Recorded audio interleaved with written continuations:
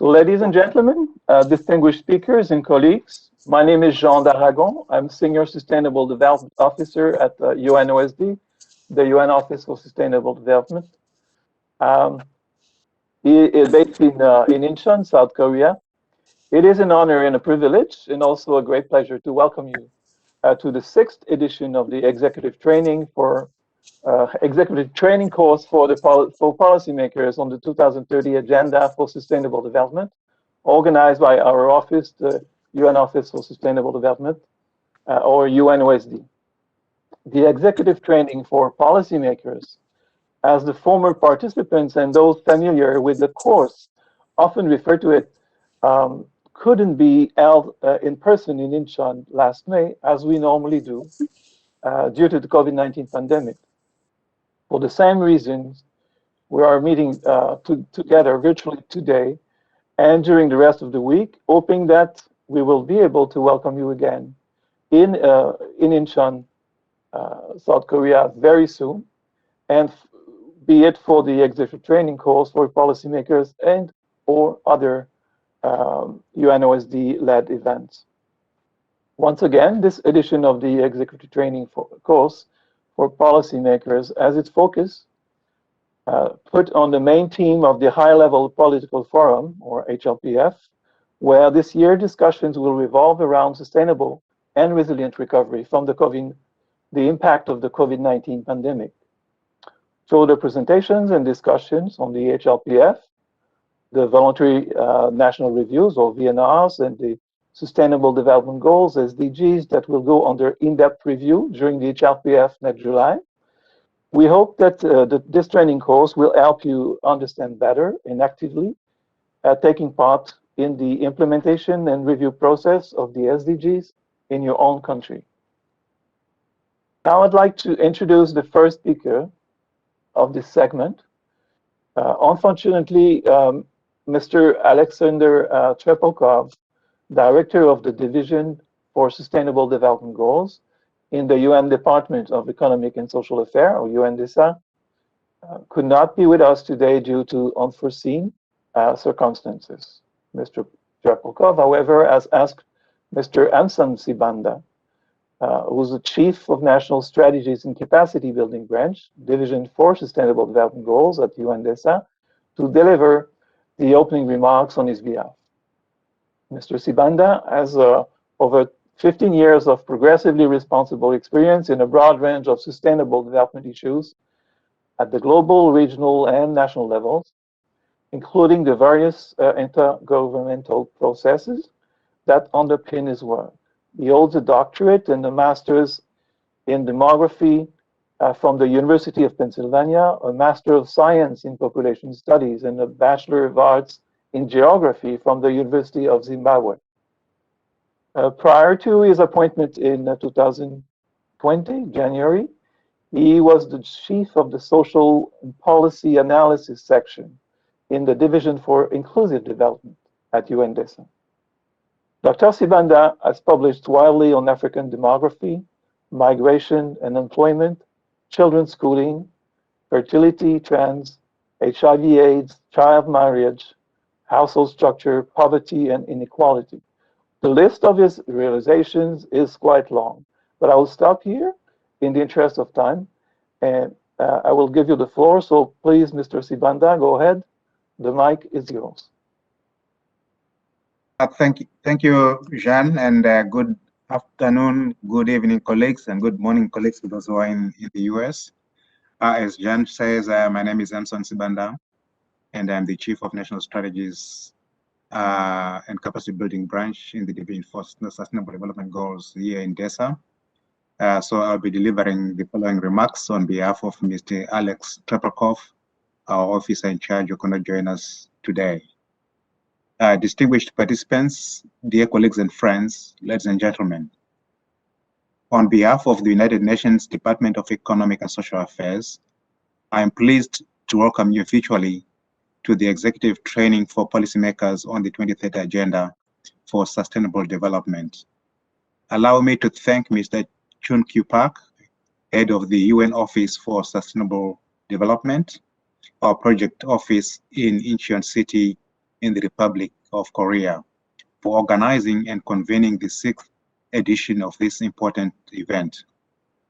I had the opportunity to open and also participate as a speaker in the previous edition of this training course in May 2019, where 60 or so policymakers from around the world gathered in Incheon over 5 days to learn from lecturers, group exercises and discussions on the implementation and review of progress on the SDGs. I am delighted to note that while we cannot meet in person this time due to the COVID-19 pandemic, so many participants registered for the training course, which has to take place in a virtual format this year. Not only does it clearly reveal a real interest in such training, but it also shows your firm commitment towards the achievement of the 2030 Agenda. Distinguished participants, the COVID-19 pandemic has confronted the world with unprecedented socioeconomic challenges, impacting health and food systems, jobs and livelihoods, and the world economy by disrupting movement of people, economic activities, and production and supply networks. Confirmed cases of COVID-19 have now reached over 120 million globally, and the pandemic has led to a dramatic loss of human life, claiming at least 2.7 million lives worldwide. According to the World Economic Situation and Prospects report released by UNDESA in January 2021, the global economy contracted by 4.3% last year. That is 2.5 times the contraction of the global output during the global financial crisis of 2008 and 2009. The World Economic Situation and Prospects 2021 also reports that COVID-19 related lockdown measures have affected around 2.7 billion workers around the world, particularly women and girls, who already bear a large share of the precarious and low-paid work in the labor-intensive service sectors and informal economy, are even more vulnerable and exposed to poverty and precariousness and increasing violence. The pandemic has derailed progress on SDG 1 on eradicating poverty in all its forms everywhere, and SDG 10 on inequalities, as it exposed and exacerbated poverty and inequalities within and among nations. In fact, the COVID-19 crisis is having a devastating impact on all the 17 goals and is threatening to stall them and even reverse the gains on the achievements of the SDGs that had been made before the pandemic hit. The world was off track in achieving the SDGs by 2030, even before the COVID-19 crisis erupted. However, we can get back on course if countries and their development partners increase investments in quality education and healthcare, social protection, digital connectivity, and public services such as water and sanitation, as well as addressing challenges like climate change and resilience building. These are all areas where improved governance mechanisms, policy coherence and coordination between national and subnational governments play a critical role. The COVID-19 crisis has undeniably shifted the attention from the 2030 Agenda and its SDGs. However, the 2030 Agenda and its SDGs are our roadmap, which offer the necessary integrated perspective and systemic and integrated framework to understand and address crises such as the one we live in now through different yet interrelated economic, social, and environmental lenses simultaneously. Ladies and gentlemen, as expressed in a recent report by the Committee for Development Policy, a subsidiary body of the UN Economic and Social Council, the COVID-19 crisis revealed the agency for all developing and developed countries to achieve the 2030 Agenda.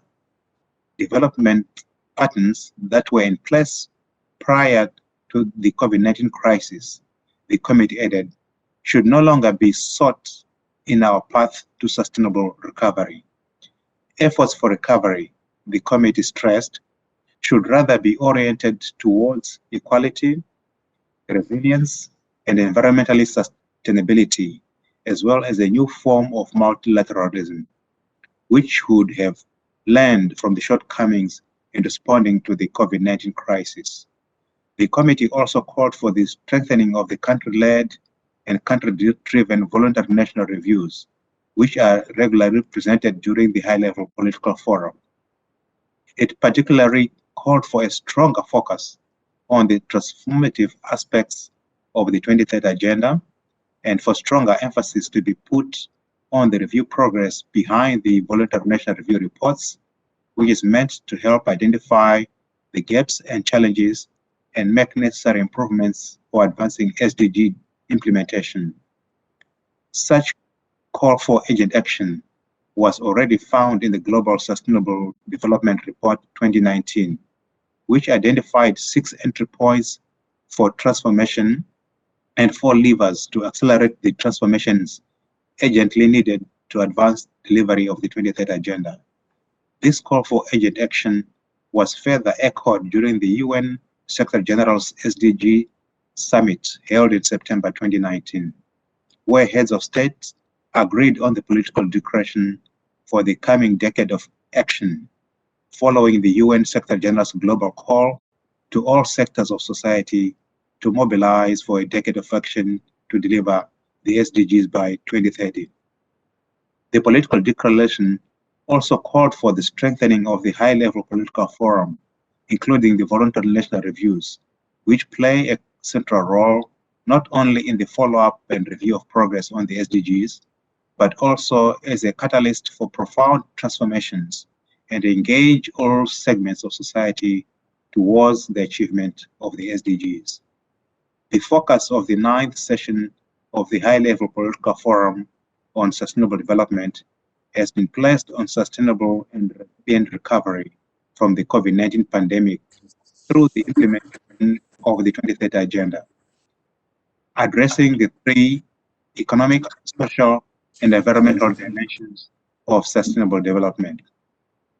The Sustainable Development Goals that will be under review during the HLPF this year are Goals 1 on no poverty, Goal 2 on zero hunger, Goal 3 on good health and well-being, Goal 8 on decent work and economic growth, Goal 10 on reduced inequalities, Goal 12 on responsible consumption and production, Goal 13 on climate action, Goal 16 on peace, justice, and strong institutions, and Goal 17 on partnerships. In depth, most of them being intimately related to the impact of the COVID-19 crisis. This year's high-level political forum is particularly interesting as among the 42 countries who will present their voluntary national reports, 24 will be presenting for a second time, while 8 will be presenting for the 3rd time. It will also be very interesting to hear the experience of the 10 countries who will present their voluntary national reviews for the first time. We are expecting that the voluntary national reports this year will reveal very innovative policies that can be supportive for accelerating recovery, building resilience, and putting the world on the right trajectory to achieve the SDGs within the decade of action and delivery for sustainable development. Distinguished participants, sharing our experiences will help us become more resilient to future crises and shocks. To support this, DESA has created a number of online tools and platforms for governments and other stakeholders to share their examples of SDG implementation with each other. These include the SDG Acceleration Actions online database, which was set up to capture voluntary initiatives by governments and other actors to accelerate SDG implementation. It is interesting to note that out of the 221 SDG acceleration actions that have been published online to date, 32% are from governments and 35% are from the civil society. The private sector is also involved with 9.5% of the SDG acceleration actions, while the academia is involved at 5%. I encourage all the participants of this training course to promote the UN DESA SDG Acceleration Actions online database among your governments and institutions, so you can join the ranks and showcase some of your best acceleration actions on this platform. Distinguished participants, the 2020-2021 Executive Training Course for Policymakers on the 23rd Agenda for Sustainable Development will explore a set of 5 themes selected from the SDGs that will go under in-depth review during the 2021 high-level political forum, namely Goals 1 on eradicating poverty, Goal 2 on zero hunger, Goal 3 on good health and well-being, Goal 8 on decent work and economic growth, Goal 12 on responsible consumption and production, Goal 16 on peace, justice, and strong institutions, and Goal 17 on partnerships. It is a very ambitious program to unfold over the next 5 days, given the virtual format of the course due to the travel and in-person meeting restrictions imposed by the COVID-19 pandemic. However, looking at the program, with the themes to be explored, the presentations and discussions that will follow throughout the week, I trust that this training course will be successful in helping you all to better contribute to the SDG implementation, localization, and reviews of progress on SDGs in your countries, so with your help, we can achieve the 2030 Agenda by 2030. Ladies and gentlemen, last October, as the United Nations celebrated its 75th anniversary, over 1 million people took part in a global consultation where 60% of the respondents affirmed that the United Nations has made the world a better place, and 74% of them recognized the United Nations as essential to tackle global challenges in the future. However, the United Nations cannot fulfill such an important role alone. In this decade of action, and in the spirit of a reinvigorated multilateralism that is inclusive, networked, and effective, let us join forces globally and regionally and locally with all partners and stakeholders so that we can achieve the 2030 Agenda. That is our shared vision for a future that is more equal, inclusive, sustainable, and safe for all. I thank you. Thank you very much, Mr. Sibanda, who's the Chief of National Strategy Capacity Building Branch. I should have mentioned that UNO is part of your branch of the Division for Sustainable Development Goals. So thank you very much for delivering the opening remarks and for this course, and on behalf of Mr. Alexander Trepakov, Officer in Charge of the Division for Sustainable Development Goals in the Department of Economic and Social Affairs. We appreciate the message you conveyed and also your presence to this event. Thank you. Now I would like to introduce Mr. Chung-Kyu Park, who is the head of the UN Office for Sustainable Development since October 2020. Before Mr. Park, as he has served at the government for almost 30 years, mainly at the Ministry of Environment of the Republic of Korea, where he joined in 1991, starting at mid-level management and rising up to the rank of Vice Minister of Environment. Through the experience, Mr. Park has built various capacities and broadened the scope of work by engaging in many different areas of sustainable development. Mr. Park works range from air and water quality management to nature conservation, waste management, chemicals management, sewage system, etc. Tackling climate change has been his major concern and produced lots of achievements at the ministry, including setting up the Korean national mitigation targets. The list of his achievements is also very long, but I'll stop here and give you the floor, Mr. Park.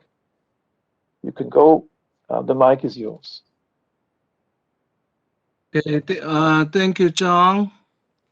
Good morning, New York, Geneva. Good afternoon, Saudi Arabia and other continents.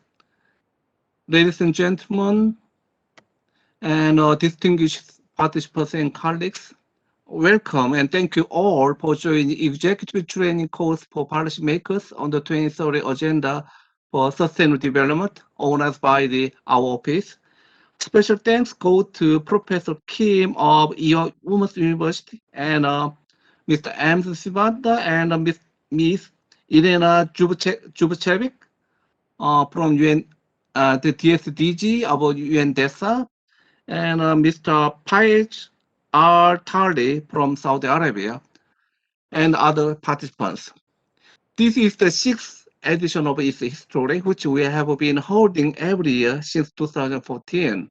Unfortunately, as John mentioned just a couple of minutes ago, we are not able to hold this annual executive training course in person in Incheon City last May, as we normally do due to the COVID-19 pandemic.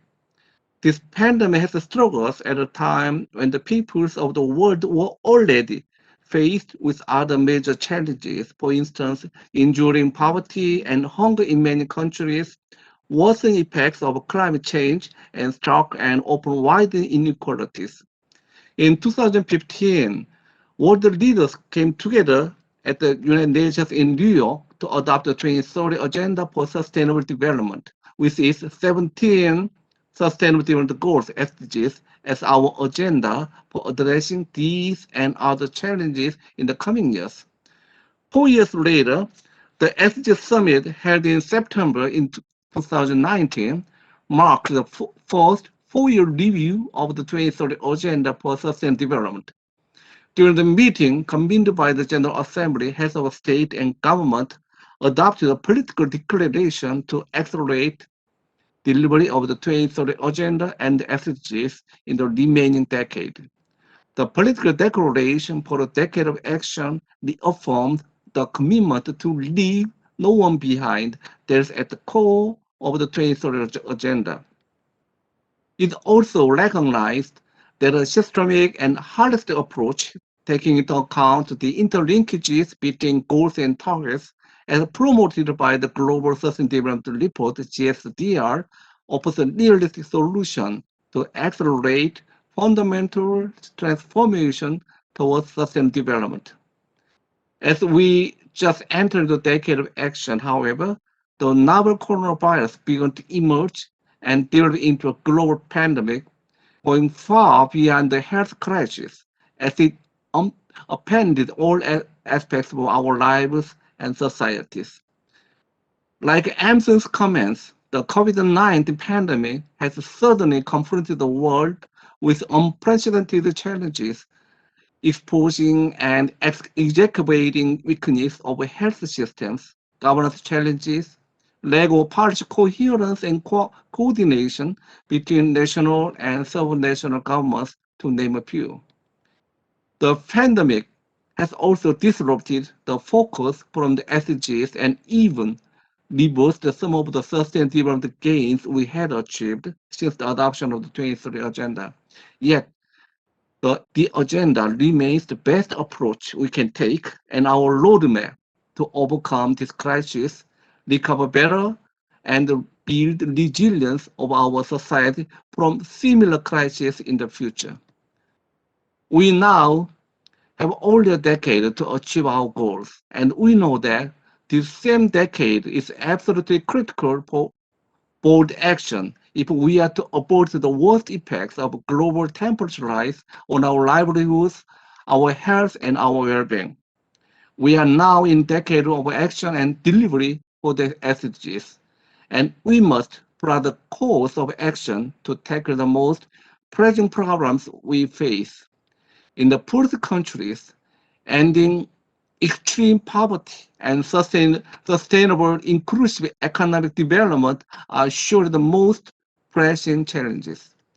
This executive training course for policymakers is once again this year aligned with both the overarching theme and SDGs that will go under in-depth review during the forthcoming high-level political for the HLPF in July 2021 as Amazon in Amazon's remarks. It is meant to help you, the policymakers, to prepare for and better contribute to the reviews of progress on SDGs that are regularly taking place in your respective countries at the national and sub-national levels. Also, it is strongly anchored in the reality of the COVID-19 pandemic and other ongoing challenges, such as the global economic recession and climate change, from which it aims to support sustainable and resilient recovery efforts, while at the same time aiming at advancing the decade of action and delivery for sustainable development. As you have seen in the program, I would like to just echo Ams's remarks and re-emphasize them. This edition of the executive training course is focusing on 5 of the SDGs that will go under in-depth review during the forthcoming HLPF. I'm very much impressed by the list of scholars, professionals, and practitioners who are part of the speakers and discussions throughout the week. I would like to extend to them my heartfelt gratitude for generously sharing their knowledge, expertise, and experience with us. I would also like to express my appreciation to Ms. Lichia Yu, who has been involved in the preparation and who is our guide for this very important training course during the whole week. I hope that the presentations and discussions during this week will help you support the SDG implementation and reporting process in your countries and beyond. Once again, I thank all of you for your participation and contribution to stepping forward towards the SDGs. I wish you a successful executive training course and I look forward to follow the presentations and discussions during this week, hoping that we can soon get again in Incheon in person for the next executive training course and other related activities. Thank you for your attention. Thank you very much, Mr. Park, for your remarks. Now, before moving to the next segment and giving her the floor, I would like to introduce our consultant, Mrs. Lichia Sanyal-Yu, who helped us to put the course together and who will also be our guide throughout the week. I will now, so Mrs. Lichia Sanyal-Yu is Professor on Organization, Development, and Institutional Learning. She's President of the Center for Socioeconomic Development, CSEND. She holds a doctorate in education psychology from Indiana University. She's a former associate professor at the Chinese Culture University, Chinese Taipei.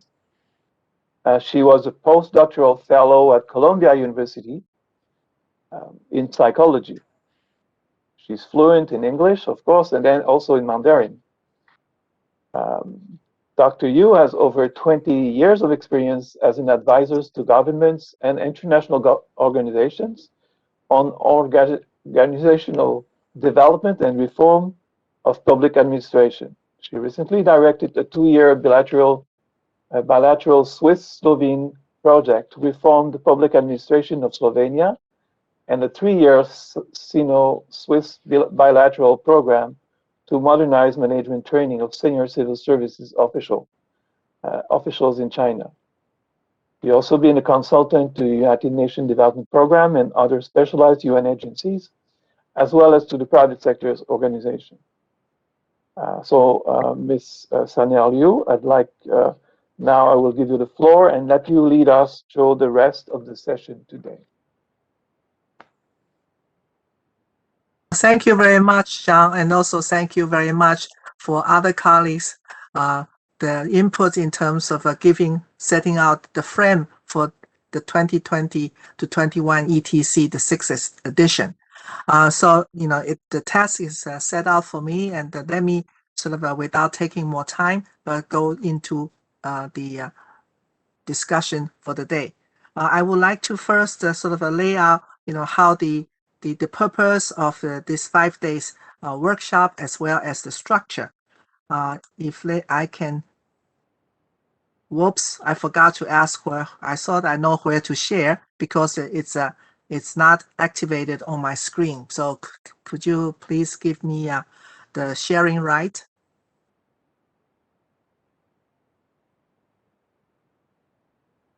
Okay, now I have it. Thank you.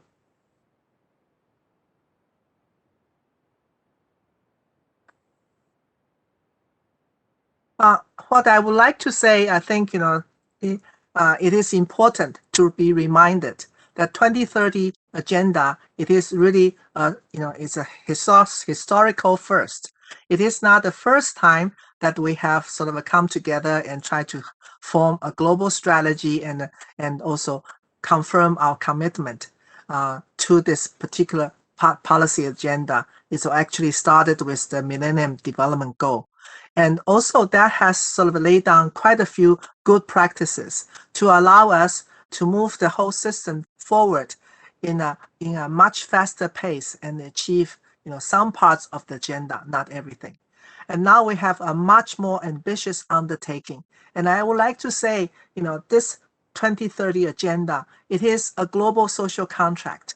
It is not just between the states, but it's also between the states with the people.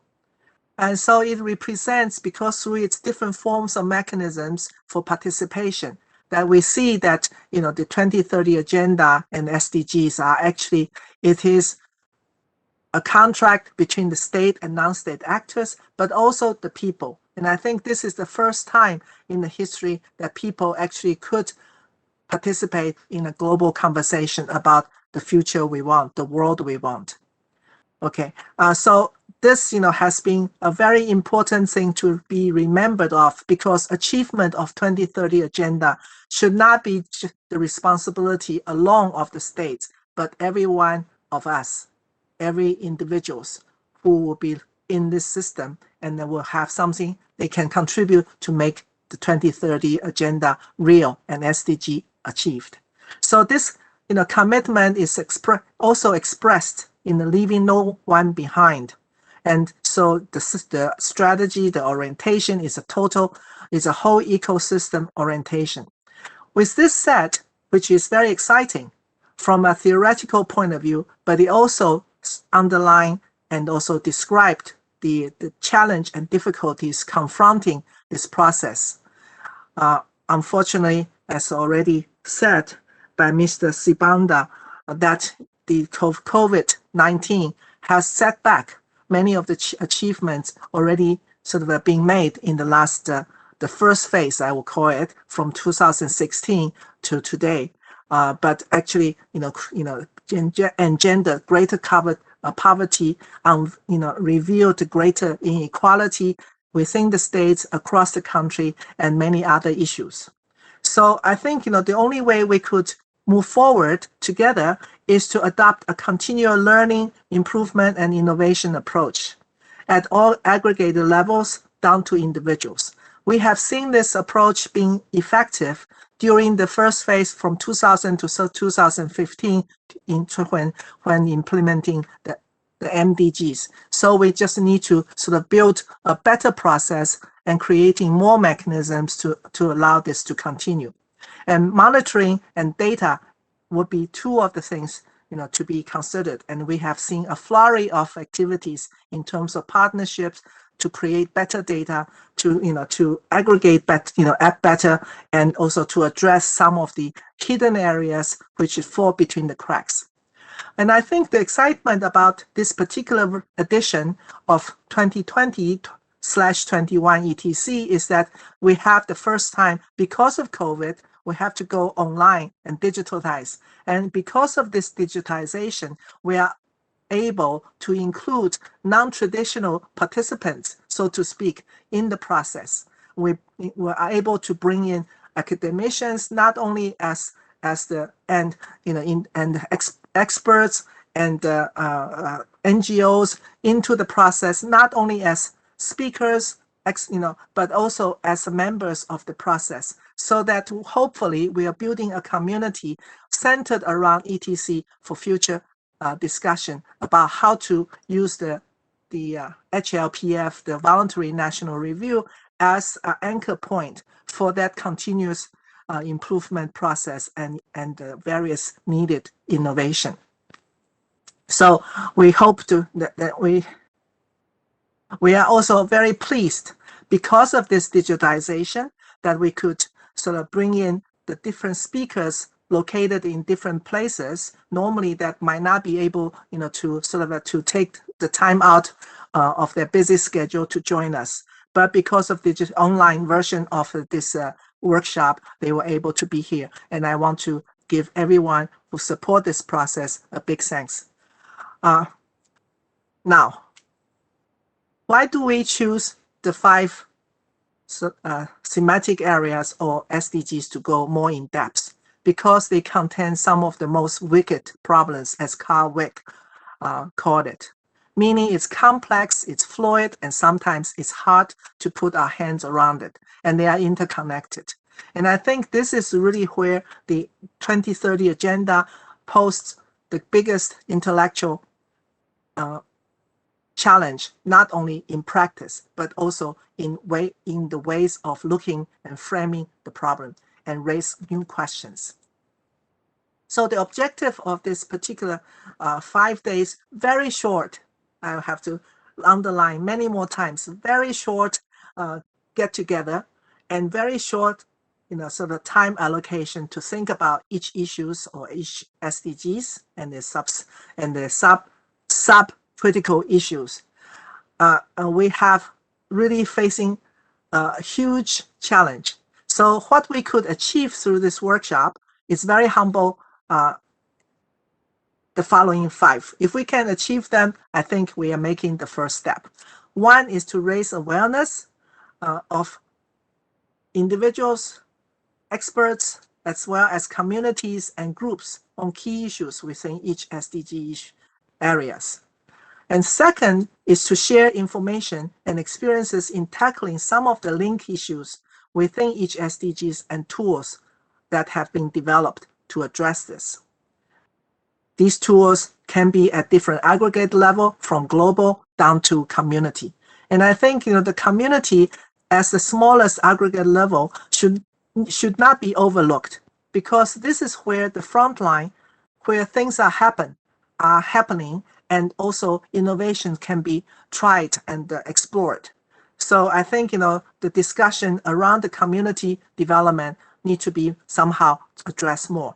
And third is about hearing reflections from countries on their effort in progressing SDGs and 2030 agenda, and barriers need to be overcome and overcome. So, and the fourth point is offering key learnings from the global views review process of VNR.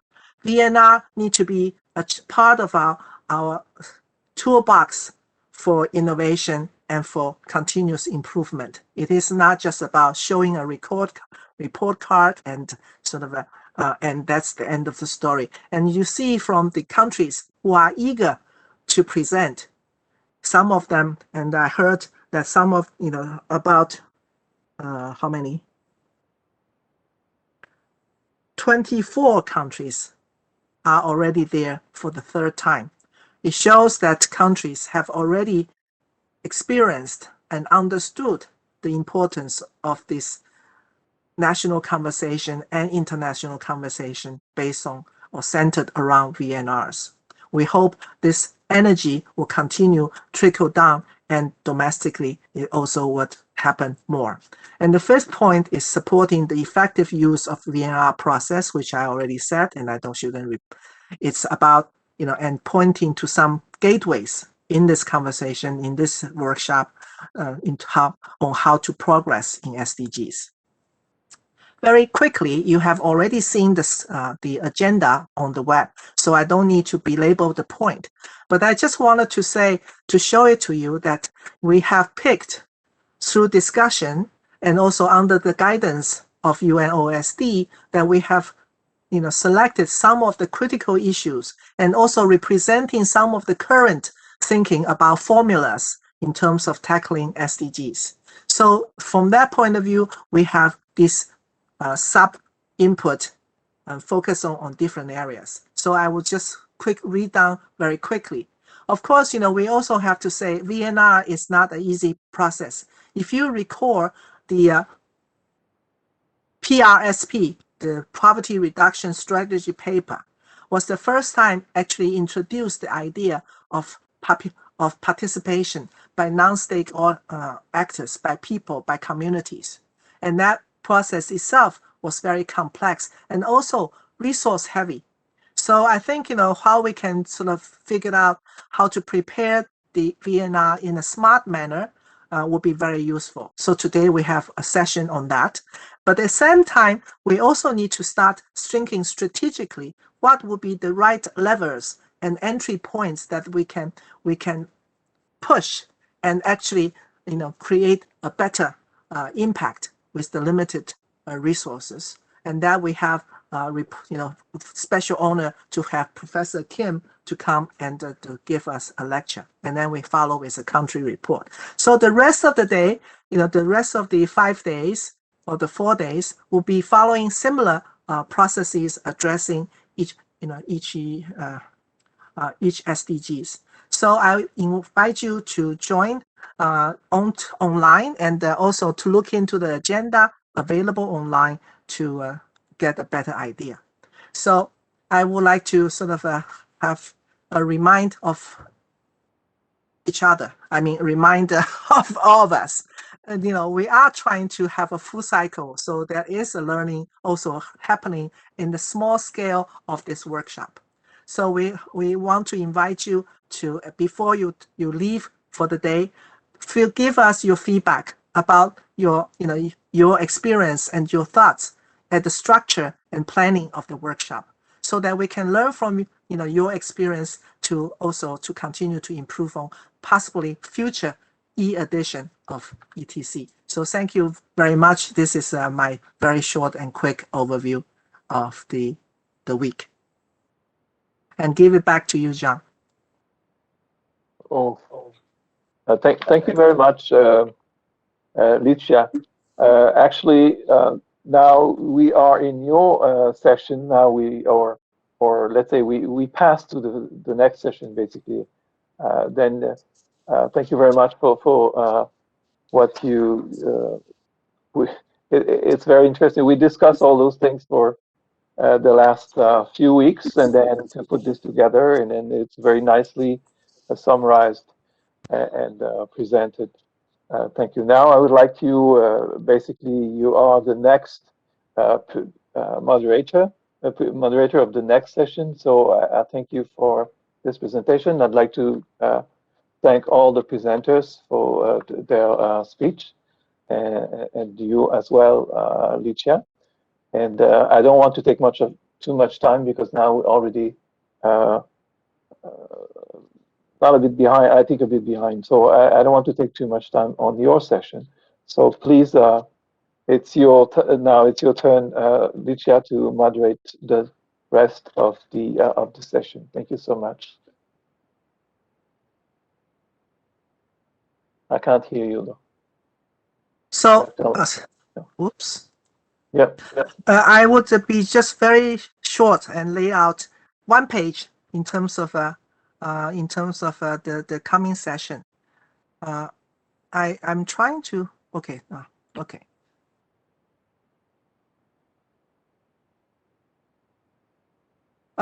Let me not to say too much, but I would like to say, the thinking about today's session is based on the following premise, and also thinking about the SDG 3. And I think, we should go back to the social determinants of health. And this, by nature, it has to be an intersectoral approach. And so attainment of SDG 3 requires working on multi-SDGs at the same time in order to actually achieve the positive health results. However, I think, I think it has become very self-evident that public health has been, as an important public goods, has been very much impacted by past policy choice, such as austerity, but also by social phenomena such as, created by the tax policies in terms of concentration of wealth.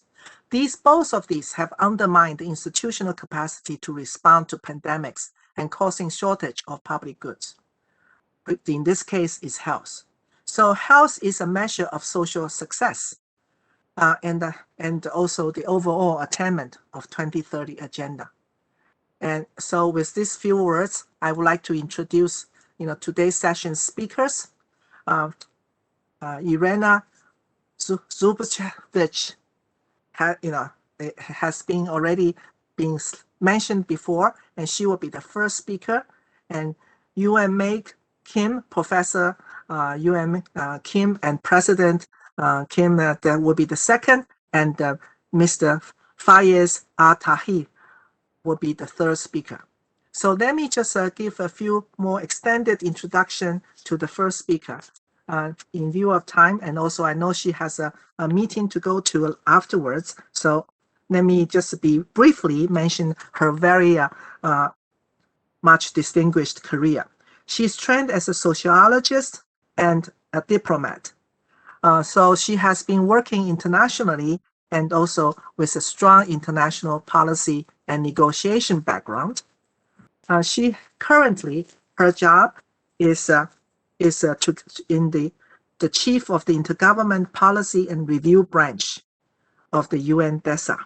And so she has 20 years of experience in sustainable development already, and moved through different departments dealing within the DESA, dealing with the sustainable development agenda.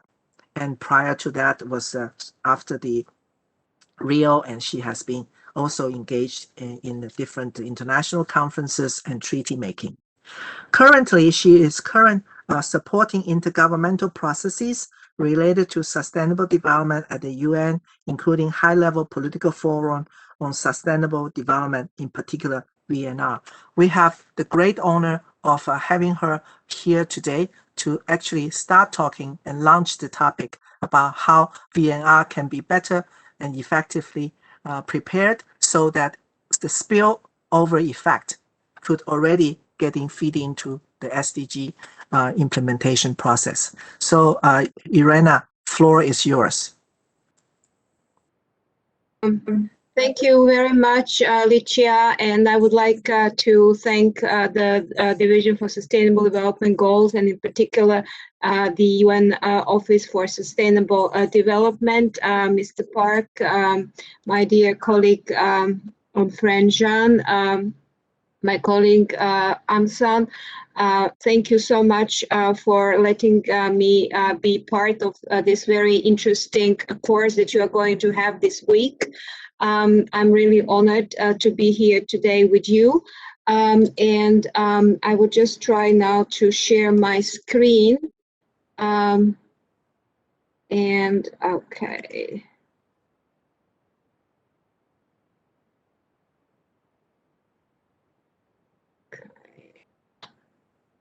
So I hope that you can see it now. Okay, so I'm going to talk to you, and we have heard already from Amson and then also from Licia about voluntary national reviews and how they are not just a report, but really a process that can help the national implementation of the 2030 agenda, and can also present the result of this national implementation at the global level, at a high-level political forum. So I will start with some principles on that guide the voluntary national reviews, share some latest statistics and the situation of countries presenting in 2021, and then I will talk a little bit about why undertaking a VNR, what are the challenges, what is the scope and the content of the report, and we'll finish with what can be approved both at the national and global level. And then you will have also some resources that we have put together since we have been supporting this process when it started in 2016. So here are some principles of voluntary national reviews. You will see also in the title that they are voluntary. They are also state-led. But it's also what is important is that they are platform for partnership. So even though they are state-led, and the national government has the responsibility for producing the VNR. The governments are always encouraged, and we have heard that also from Licia, that the 2030 agenda is about people. So it's also not only about governments, it's about engaging everybody. So VNRs is a good opportunity to create these partnerships. It's also a learning experience because it facilitates the sharing of experiences, including successes, challenges, lessons learned. So they are all part of that process. And also they reflect the national circumstances. And we are going to talk a little bit about that and more when we talk about the content of the report. Now, just some statistics here.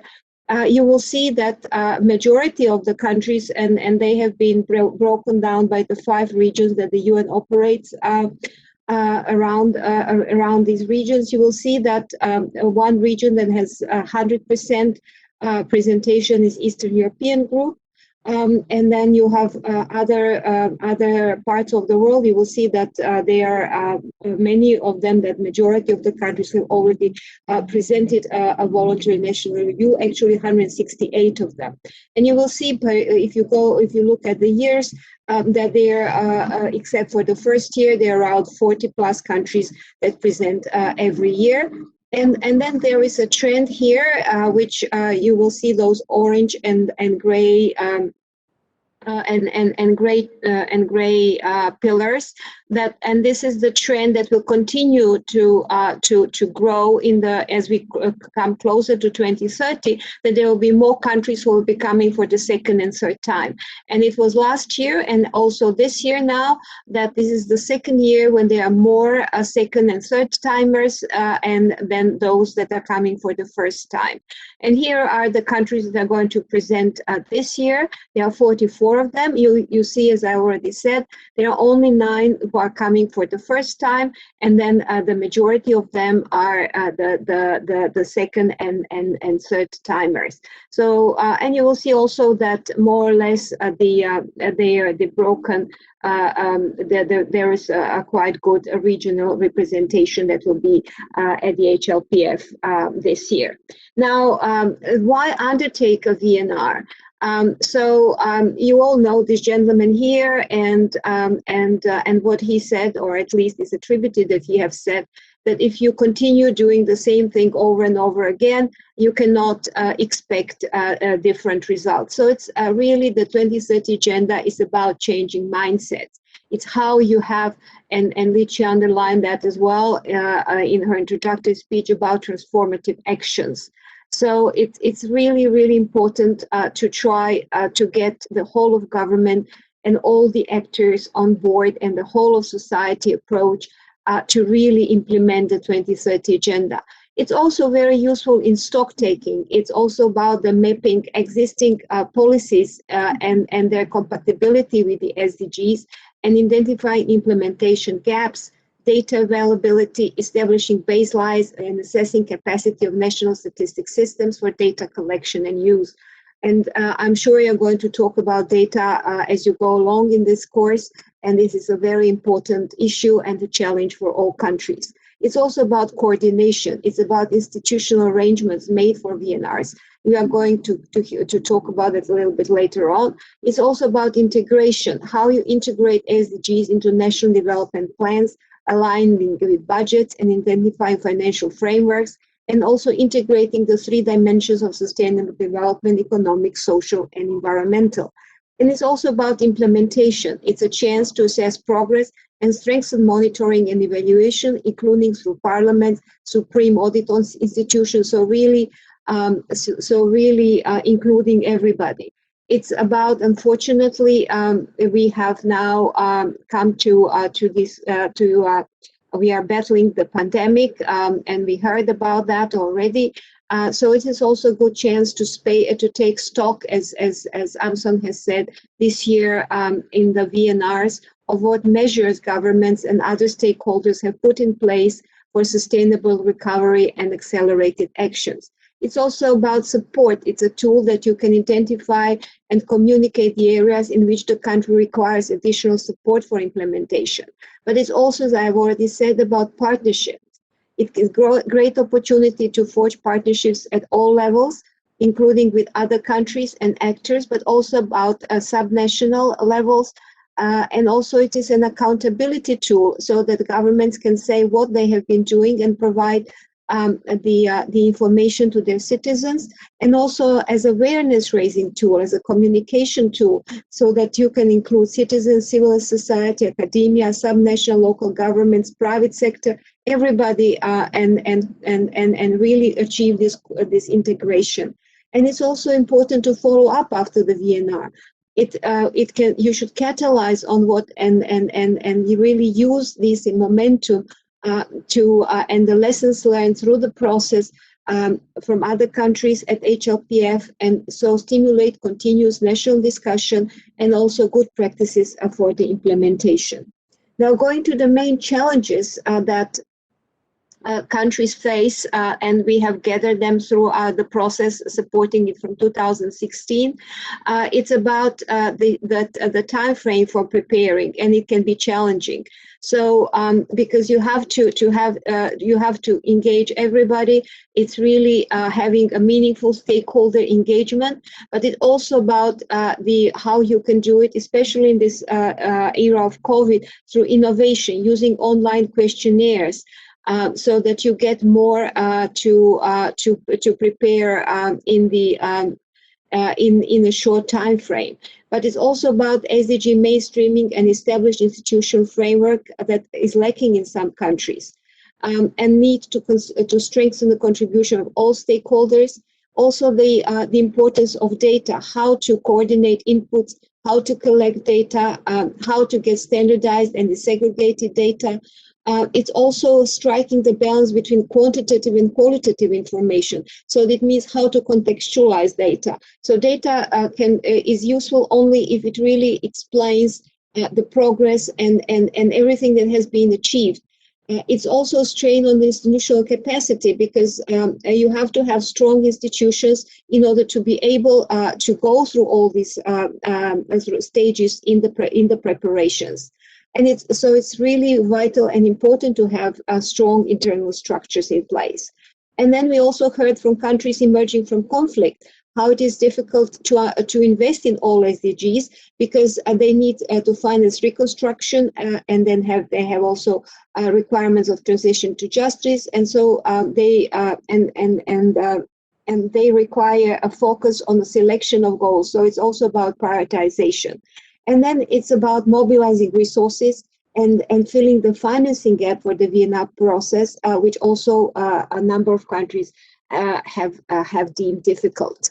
Now, just very quickly about the impact of COVID, we looked at the 2020 VNRs and what countries have already put in their VNRs last year, and they have shown how the COVID has already disrupted development efforts and progress achieved, and also the need to international assistance based on global solidarity, especially for developing countries and least developed countries. And this is also now, I'm sure that we are going to hear in this year's VNRs how it will impact, how this has already impacted, and how the distribution of vaccine and the vaccine as public good it should also be included in all of this. And also it was put into the forefront the health and socioeconomic measures that are undertaken, and also the impact on the VNRs themselves, especially consultations that had to be held with stakeholders that were disrupted. So they had to use other ways to do it, including through questionnaires.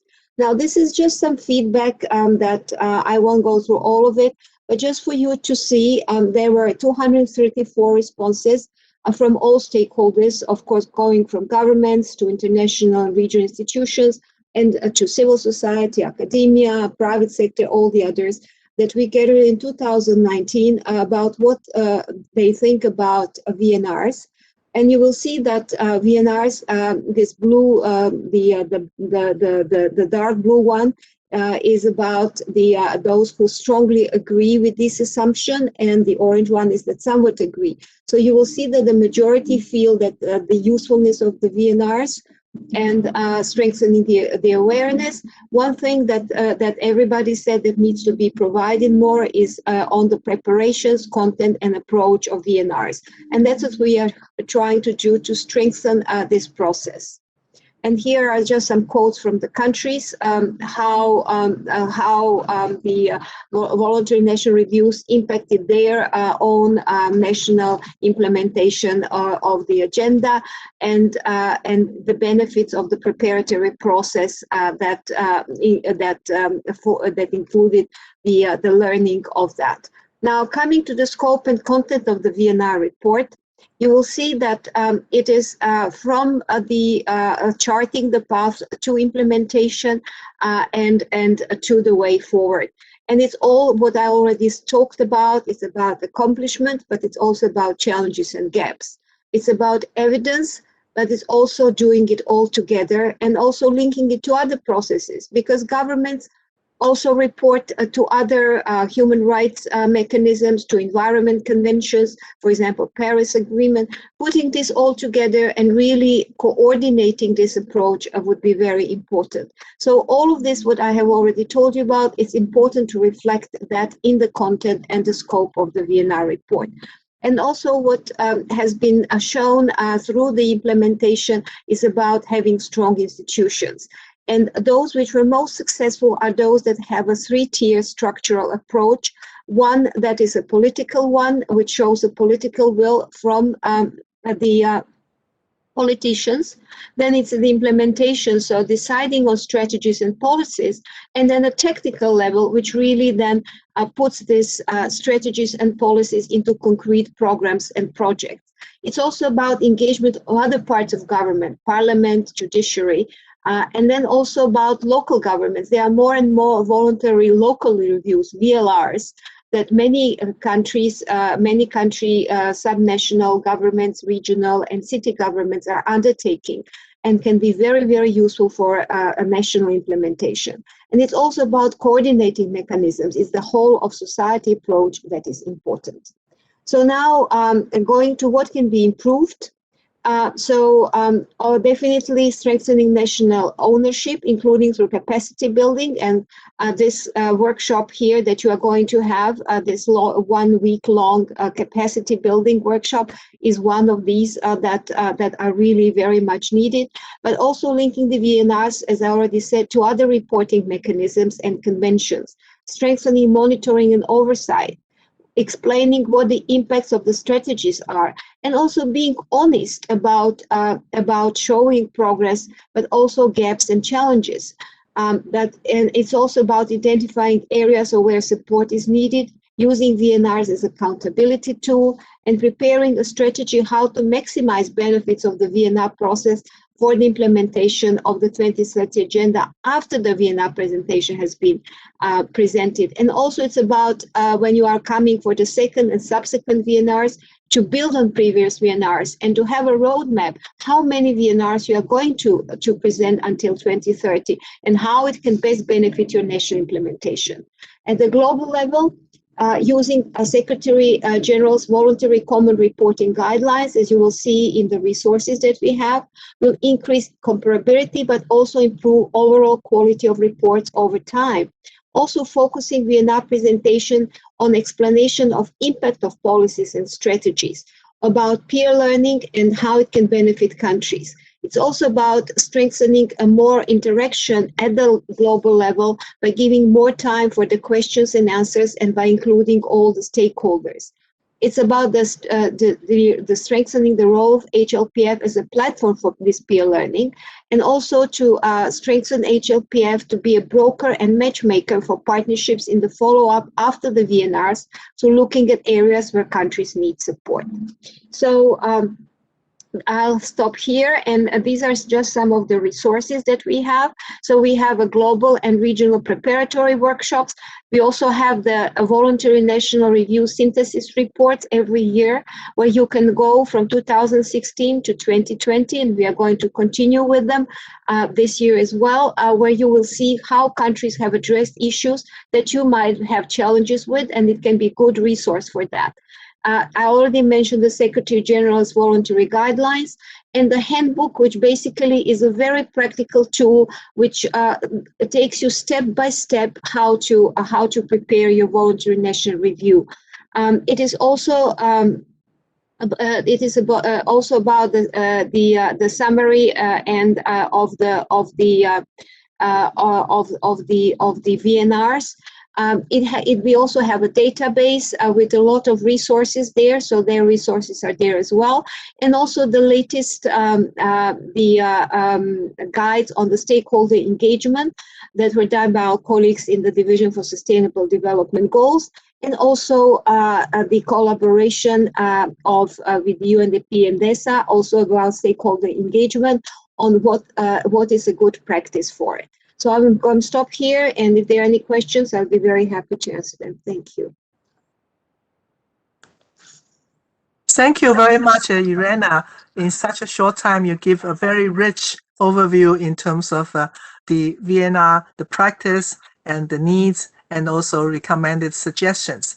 I was wondering, before everyone else is raising a question, let me see whether there's a question coming in. And while we're waiting, I would actually like you to ask you one question, and also to ask you to elaborate a little bit more. I think one of the issues about the about HLP is that in the past it's a huge event, and a lot of groups would like to participate, and of course thanks for COVID that now we are all somehow more comfortable and accepted to do it online and digital format. So I was wondering, for non-initiated non-state actors who will also like to sort of participate in the process to understand what their governments are saying about their SDGs and the progress made, what do you suggest? What are the mechanisms that could be used to facilitate the non-state actors engagement in the process? Thank you very much. So there are two actually levels here for voluntary national reviews. One is a national level, where the governments themselves really need to engage all the stakeholders in their national process, and the Secretary General's guidelines, but also the two latest reports that I have mentioned in the resources that we have about meaningful stakeholder engagement also show the different ways how that can be done. So it's very important at the national level, and the governments are very strongly encouraged to do that. The other one is that you are mentioning at the global level, at the high-level political forum, and there is the self-organizing mechanism, which is called coordination mechanism, that was established after the 2012 UN Conference on Sustainable Development, which has a steering group, and they always have a task force, and especially they have task force for VNRs. And they also then engage through our facilitation with the stakeholders. They are with the countries when they are presenting their VNRs at the HLPF. At the regional level, we also have regional VNR workshops, and we always include the stakeholders from the region in those workshops, so that they can also engage at that level as well. And we also have we always also have a webinar that we prepare, where we put together the countries that are presenting in that particular year with stakeholders to talk to each other, so that they can also themselves establish this relation. And then when they come to the global level at the HLPF, so that they can engage in meaningful discussions. Well, thank you very much for that further information. I would like to open the floor and see whether we have any questions coming from the participants. Raymond.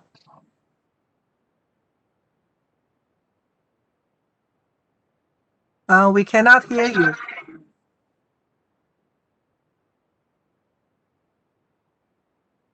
So could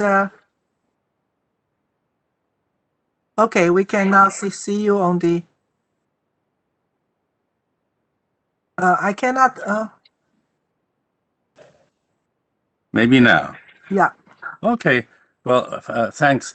I just wanted to say I didn't see an immediate question coming for the presentation that was made by Irena, which was a very comprehensive, excellent, informative presentation. And I think maybe other questions or comments might come later. But in the interest of time, because we are a bit behind schedule, maybe we move on at this point. Okay. Well, thank Thanks, you very Irena. much, Irena. And we see you later, and we will take note of the questions, and then either forward to you for email response, or if you would be able to return to today's session, then we could of course post it directly to you. Sure, no problem. I'll be happy to answer any question that might come. Yeah. Thank you. Also, thanks for sharing the toolbox that has been carefully developed over the last 4 years, and it's very useful to see everything at one place. Thank you very much. Thank you. Yeah, thank you. I would like to now switch to the next session, the next lecture, and introduce Professor Kim.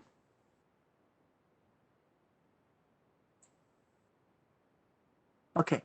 I think I probably.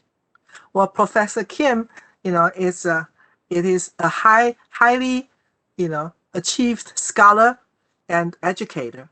So it's our special honor, with her very busy schedule, and to be able to invite her to come and join us. And I have to say that the reason why she was here is because I was actually talking to Professor Messerly, who is the co-author and the co-leader of a special group. It's called Independent Independent Groups of Scientists. And Professor Kim came with very high recommendations and saying that we must have your presence during this workshop.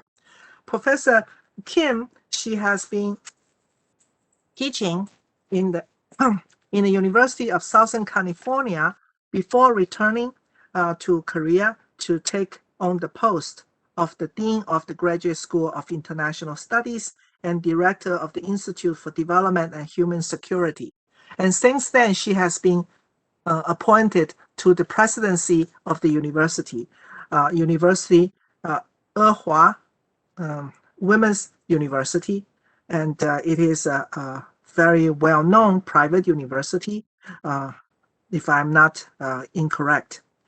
She has been not only teaching in the in the university, but also busy engaged in the research, and she also has been a visiting scholar at Harvard University and Brown University. Her research interests are very broad, include East Asia development, globalization, development cooperation, multiculturalism, and Chabo, and has published many books in this area. And it is no surprise why she was also part of the team in terms of preparing the Global Sustainable Development Report for 2019, and which is a flagship report under the personal tutorage of the Secretary General. And we are very pleased to be able to have you, Professor Kim, tonight to give us a glimpse into this very important milestone report, because it's not only looking at the interconnectivities of different SDGs and targets, but also discuss, the relationship between the different targets that could be positive, meaning enabling, contributing to the attainment of the others, but also other, the negative relationship between some of the goals that could be, sort of a mutually exclusive and detrimental. So how do we deal with that? It requires, high-level thinking and strategic overview. And from that context, I think, it would be great that we will be able to hear from you personally in terms of thinking about the levers and entry points in terms of achieving some of these very complex aspect of the SDGs. So floor is yours, and we are very much looking forward to your lecture and later on have opportunity to discuss. Thank you. Thank you.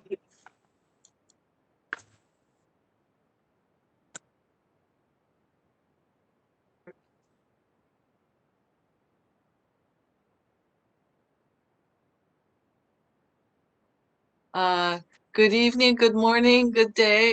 It's a very big honor to be able to speak in the executive training course. The SDG transformations and as Professor Lichia Sanyaryu just warmly introduced me, it's been very exciting to learn about the interactions among the SDG goals, because there are quite a few, and the interactions are sometimes very positive and synergistic. We call it co-benefits, but other times there have been major trade-offs that we had to consider. So it's a big honor for me to revisit our GSDR report and share with you our thoughts, and as we move forward in this COVID era, to think a little bit more about how the SDG framework can really help us deal with COVID-19 and all the other transformations that we are currently undergoing. We see. So this is what I'm going to talk about today. Talk a little bit to put it in context why I'm doing this, talking about COVID-19, the pandemic crisis, and what it means for public health and well-being. That was a critical component of the Sustainable Development Goals and of the Global Sustainable Development Report that we finished in 2019. So what I would like to put as big context is COVID-19 pandemic, I think, calls for refocusing our attention on SDGs and global effort. It really requires urgent action and attention on global public health and well-being.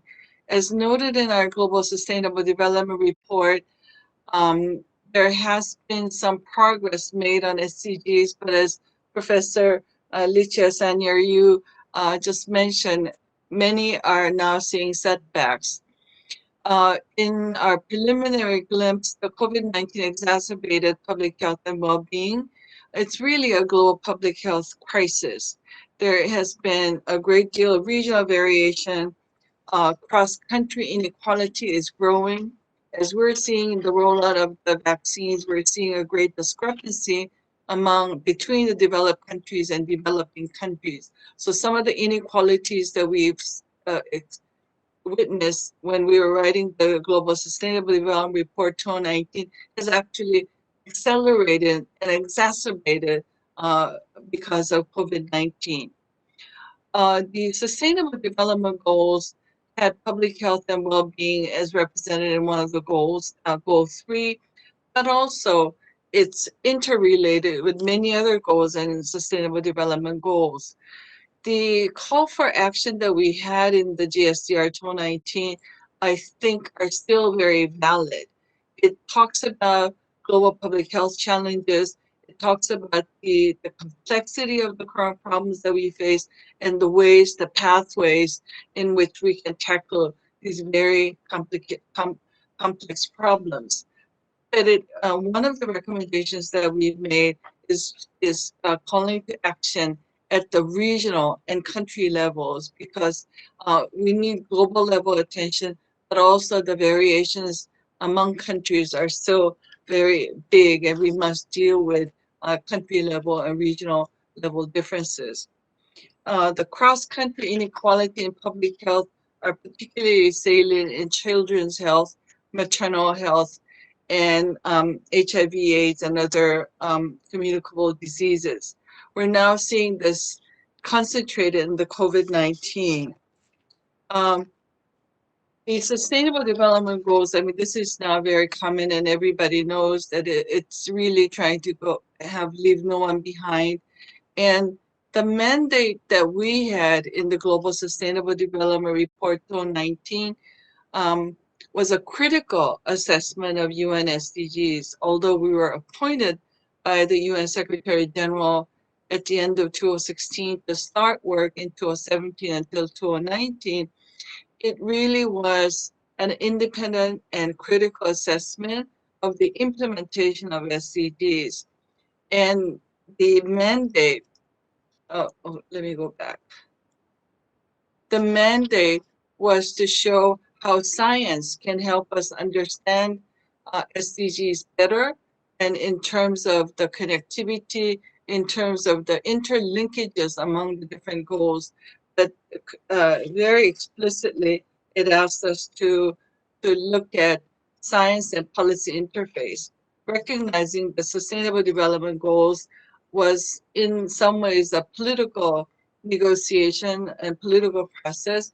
The Secretary General and the member states mandated us to look at scientific evidence to bear upon SDGs. And these are the persons who participated. 15 of us were selected from around the world that represented different disciplines, people who have done research related to sustainable development in economic, social, and environmental sciences.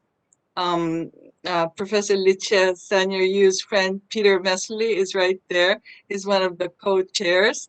And there are many of us, and we represent a whole gamut of different scientific fields. And I'm on the second page, and so on.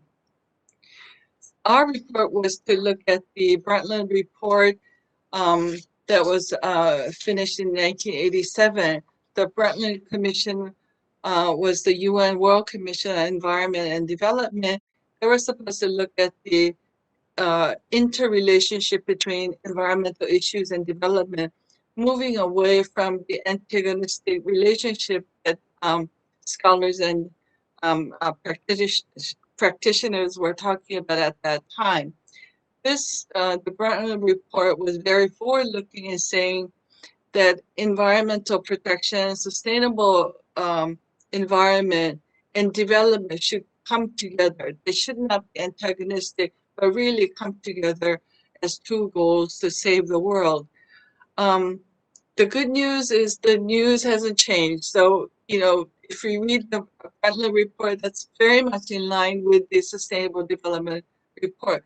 The bad news is since 1987, not much has changed.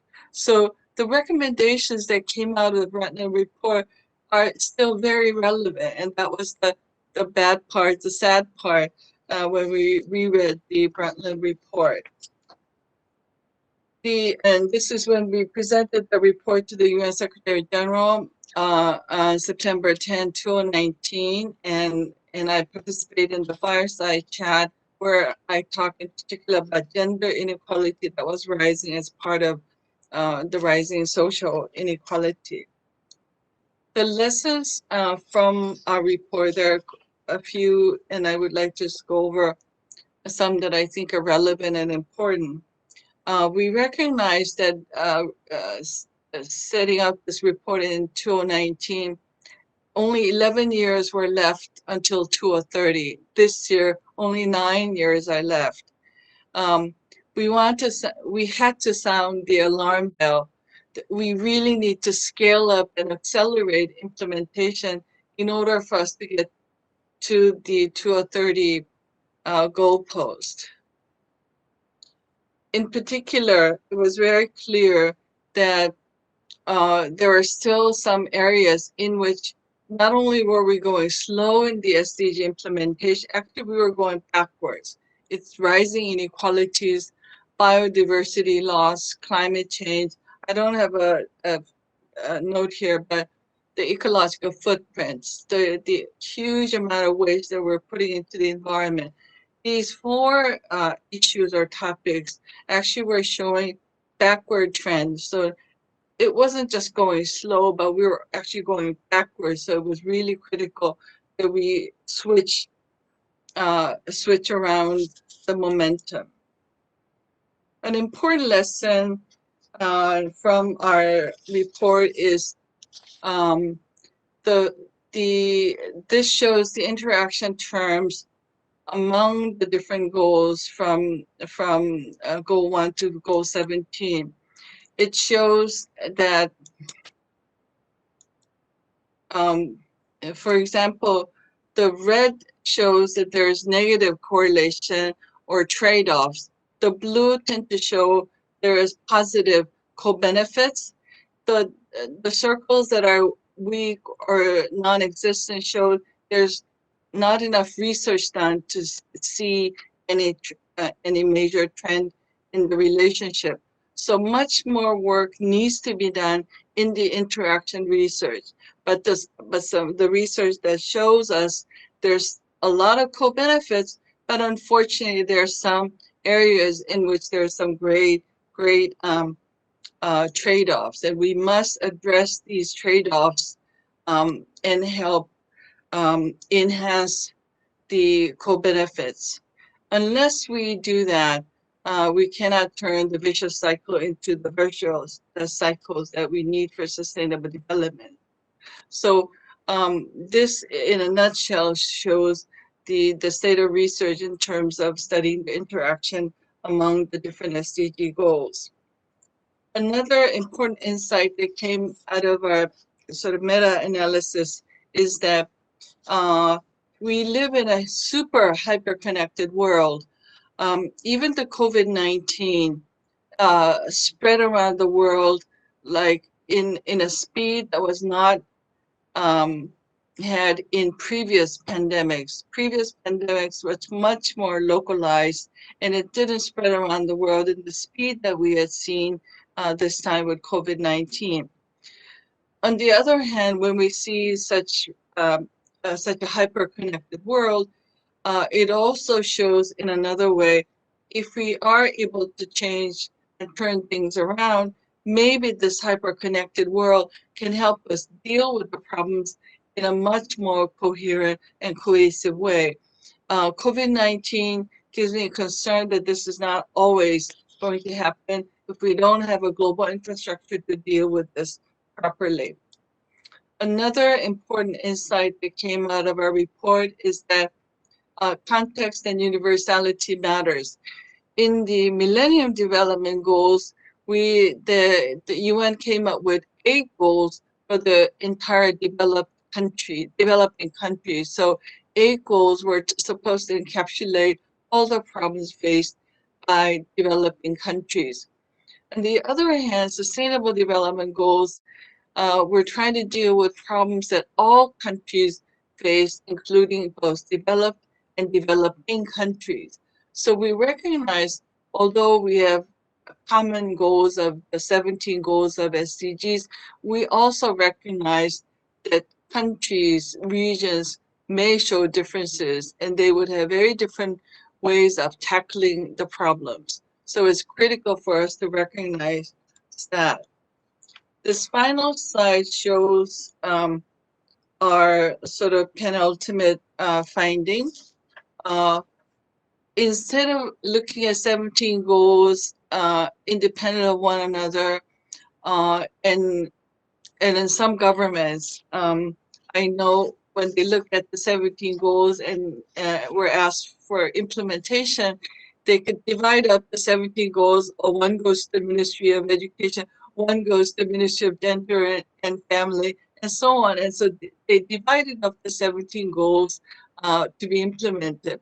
What we are recommending is we have to look at systems in order to really understand the interaction of the different goals. We recommended 6 systems as a way to understand better the interactions and how to deal with them. For example, the food systems and nutrition patterns allows us to look at goal number 1 of reducing poverty. It also allows us to look at well-being. It also allows us to look at gender issues and environment and economy and so on. So by having these systems, the food system, the energy decarbonization, urban and peri-urban development, allows us to look at the 17 goals and how they're interconnected.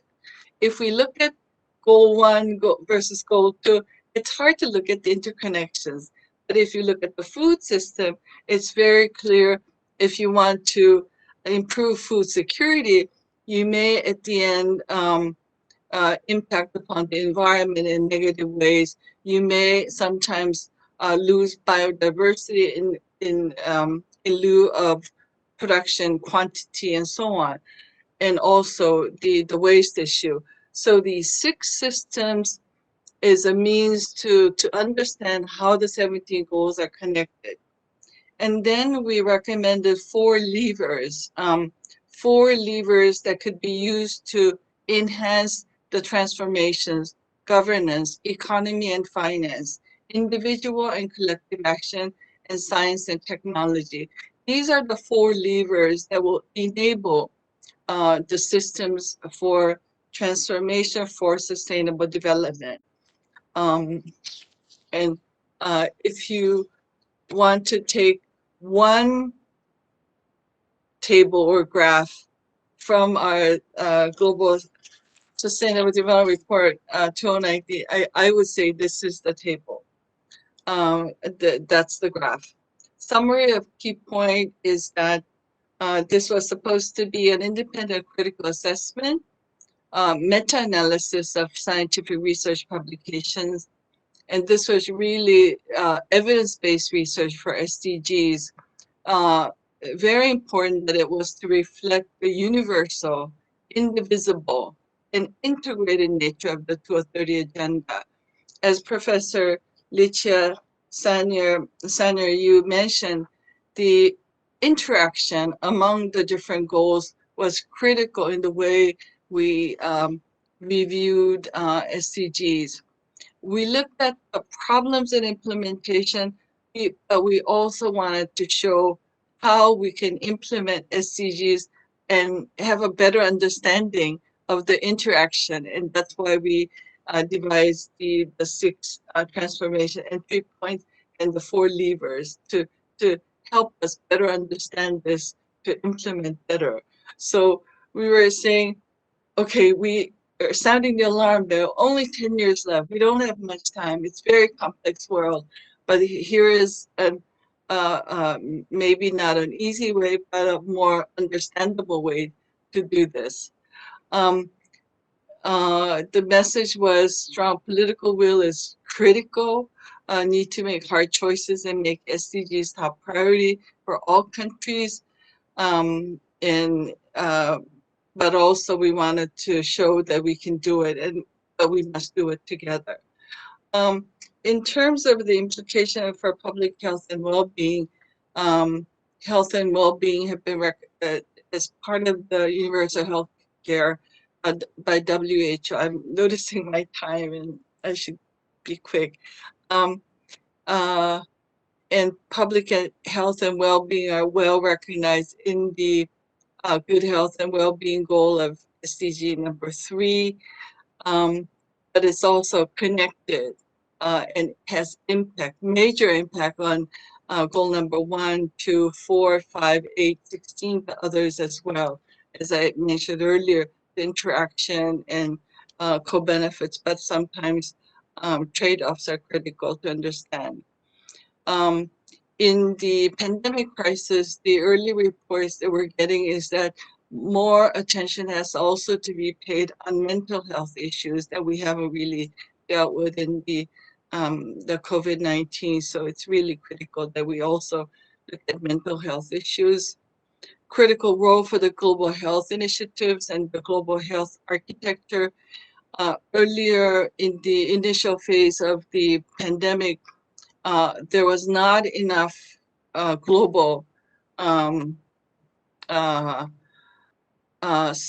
global interaction and cooperation. I think that's changing in a good way, but we're still looking at some really significant global inequalities that exist not only in the way the pandemic spread, but the way we're trying to deal with the pandemic with the vaccine rollout and so on. So it's really critical to look at inter-country inequality, also intra-country inequality, as we're hearing from countries where the vaccine is being rolled out, where certain groups are not being provided equal access and so on.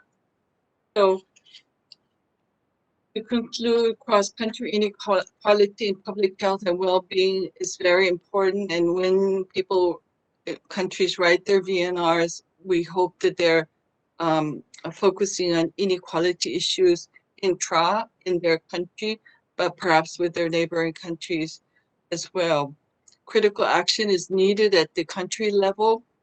More active response needed for mental health problems. And we really have to work hard to make sure the SDGs for low-income countries must be achieved, and in the way we deal with the COVID-19 as well. You know, in the wake of the COVID-19 pandemic, the 15 of us who worked on the Global Sustainable Development Report kept saying, wow, what the research that we had done, or the meta-analysis, told us to look at the environmental issues along with economic and social development. And the COVID-19 reminded us that's really critical. That we as human beings are at the center of all of this. Unless we change our behavior, unless we stop our encroaching the environment without thinking about the next generation, these pandemics will continue to happen. And we saw many of the lessons that we recommended with the Global Sustainable Development Report 2019 were still relevant, and we saw a great need for global and international cooperation to deal with these global problems. Thank you.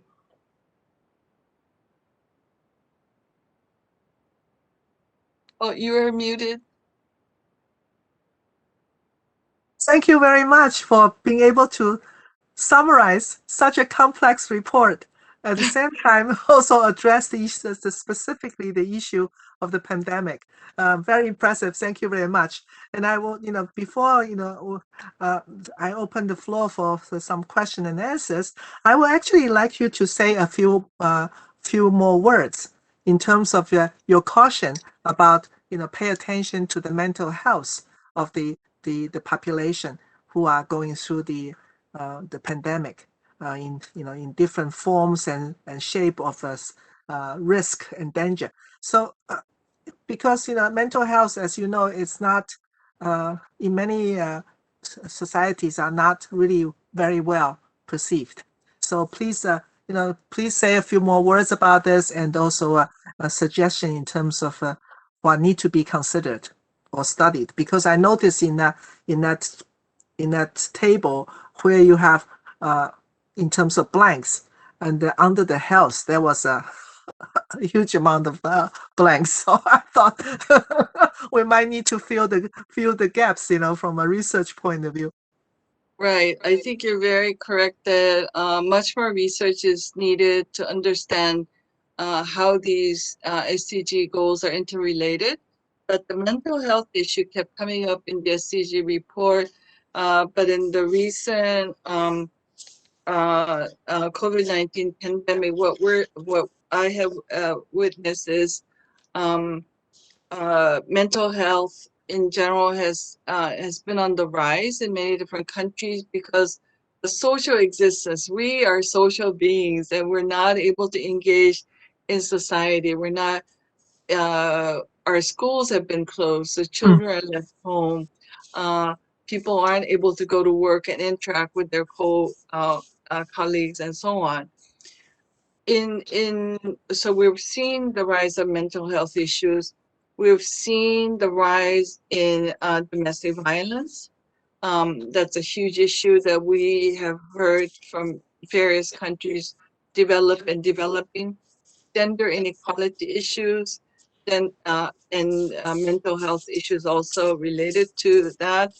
Gender inequality is a little different from mental health, but I was really surprised when I participated in the Gender Science Summit that women overall throughout the world, their rate of research publication went down dramatically last year, or the rate of submission for academic journals for women has gone down, not just in countries like Korea, where it's still very male dominant and women are supposed to be the primary caretaker at home with children at home, not going to work, elderly who may be with them, and so on. So it wasn't just countries where we thought it's more of a women's responsibility and where there's a greater gender inequality, but this was also found in developed countries where we thought gender inequality was lower. So it was throughout the world, and I was very surprised. And this is one area that we may have to track after the pandemic is over to see how it has affected professional women around the world. So not exactly mental health, but gender inequality, other inequality issues are exacerbated with COVID-19. Yeah, very true. And I see that amongst our audience, there's a question, related to what we are just discussing. So it's a question from Serena Joy Odivilas. I don't know whether you want to post your question directly or should I read off?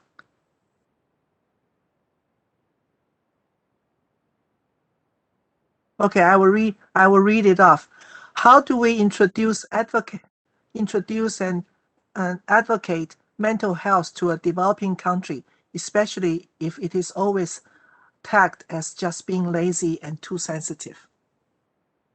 And I think probably this reaction is also impact in terms of lower income strata of the society. Right. I was just paying attention to some of the questions that were coming up. Yeah. I think one of the questions that was posed along with the mental health that I thought I answered that a little bit was there something that was very had a high trade-off in the SDG goals? And I would say, like in food security issues, with goal number 1 and 2, we're concerned about food security, zero hunger.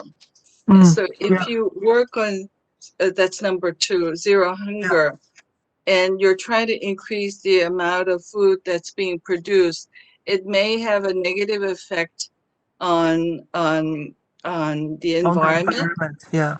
On the environment, it might also have some critical issues on biodiversity, because in order to increase the production of a particular species that would be more produce more quantity, you may then lose the diversity, the biodiversity. So that also can have very negative. So if you just focus on food to reduce zero, to promote zero hunger, goal number 2, you may, if you don't pay attention to the environmental inequality goals and so on, you may have a washed out effect on food security, on the sustainable development.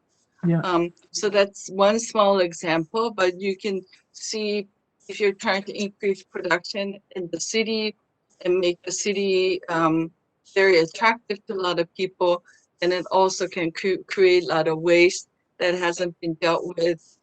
It could have direct impact on the ocean and so on. So there's trade-offs that are easily detectable.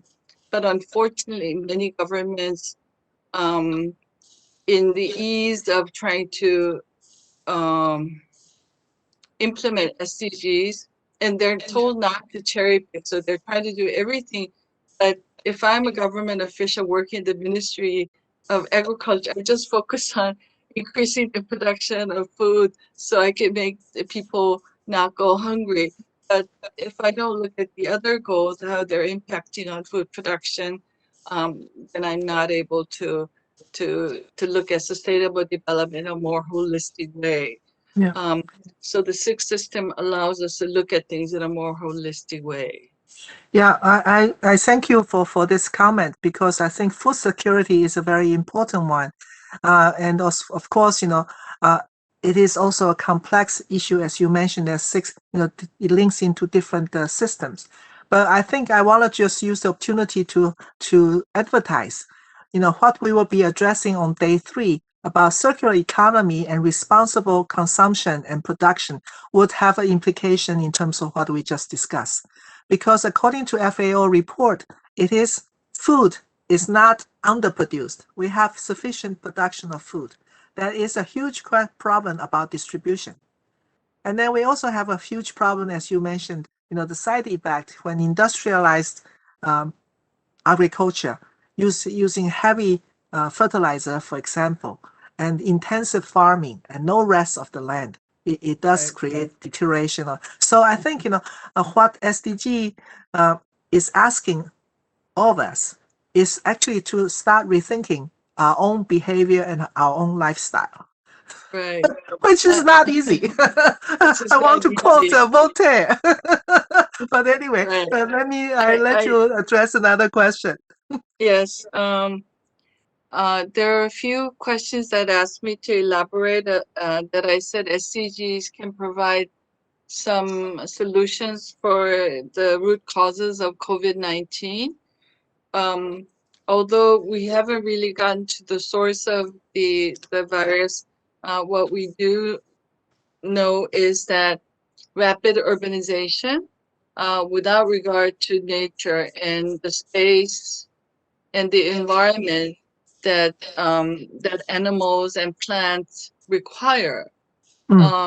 We have invaded their space, so their viruses are coming over to the human side, and this rapid urbanization around the world, not just in Asia but around the world, are creating more opportunities for viruses that lived in the animal kingdom among the different species are crossing over to the humankind.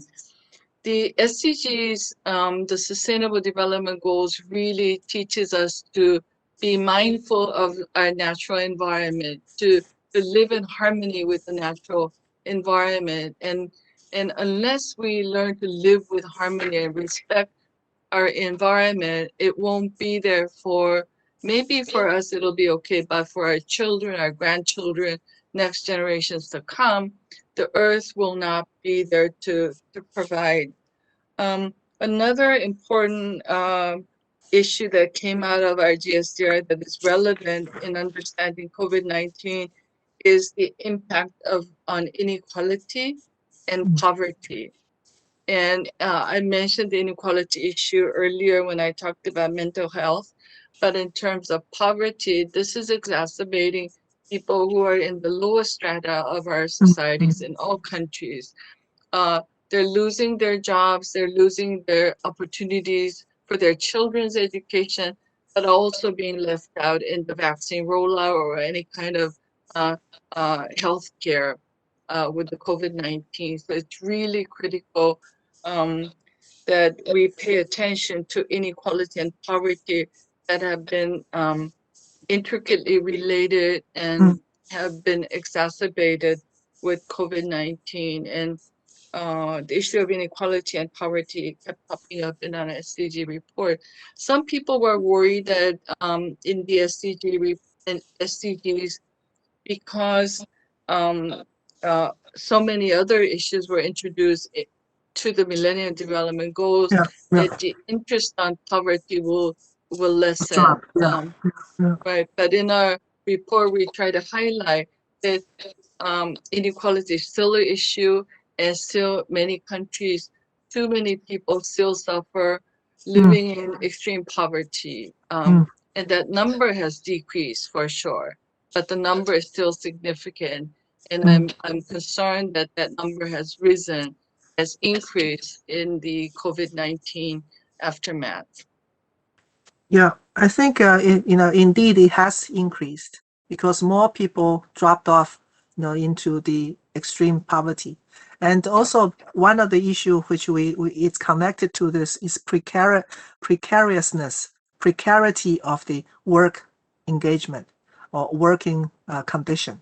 And so many people who are actually already sort of being at the level of so-called working poor, meaning that they are not able to save for the rainy days. And therefore, when this kind of a systemic chaos and crisis are happening, they are basically sort of pushed back down and start facing the concrete issue of hunger. So, for instance, if you look at the statistic coming out from UK, I don't want to highlight them as a bad example, but because their scientific endeavor and the transparent approach, so data tend to be more available, and you can see that in many boroughs, people are going to the food bank. So I think the pandemic is not just a health issue; it is actually a systemic issue that we need to be better addressed. So I like to to raise a final point. The final point is what do you think in terms of the relationship, between what we're talking about, pandemic, and the SDG Goal 3 Target 3.5, because that is, sort of get to the bottom of things. It's about the vaccine inequality.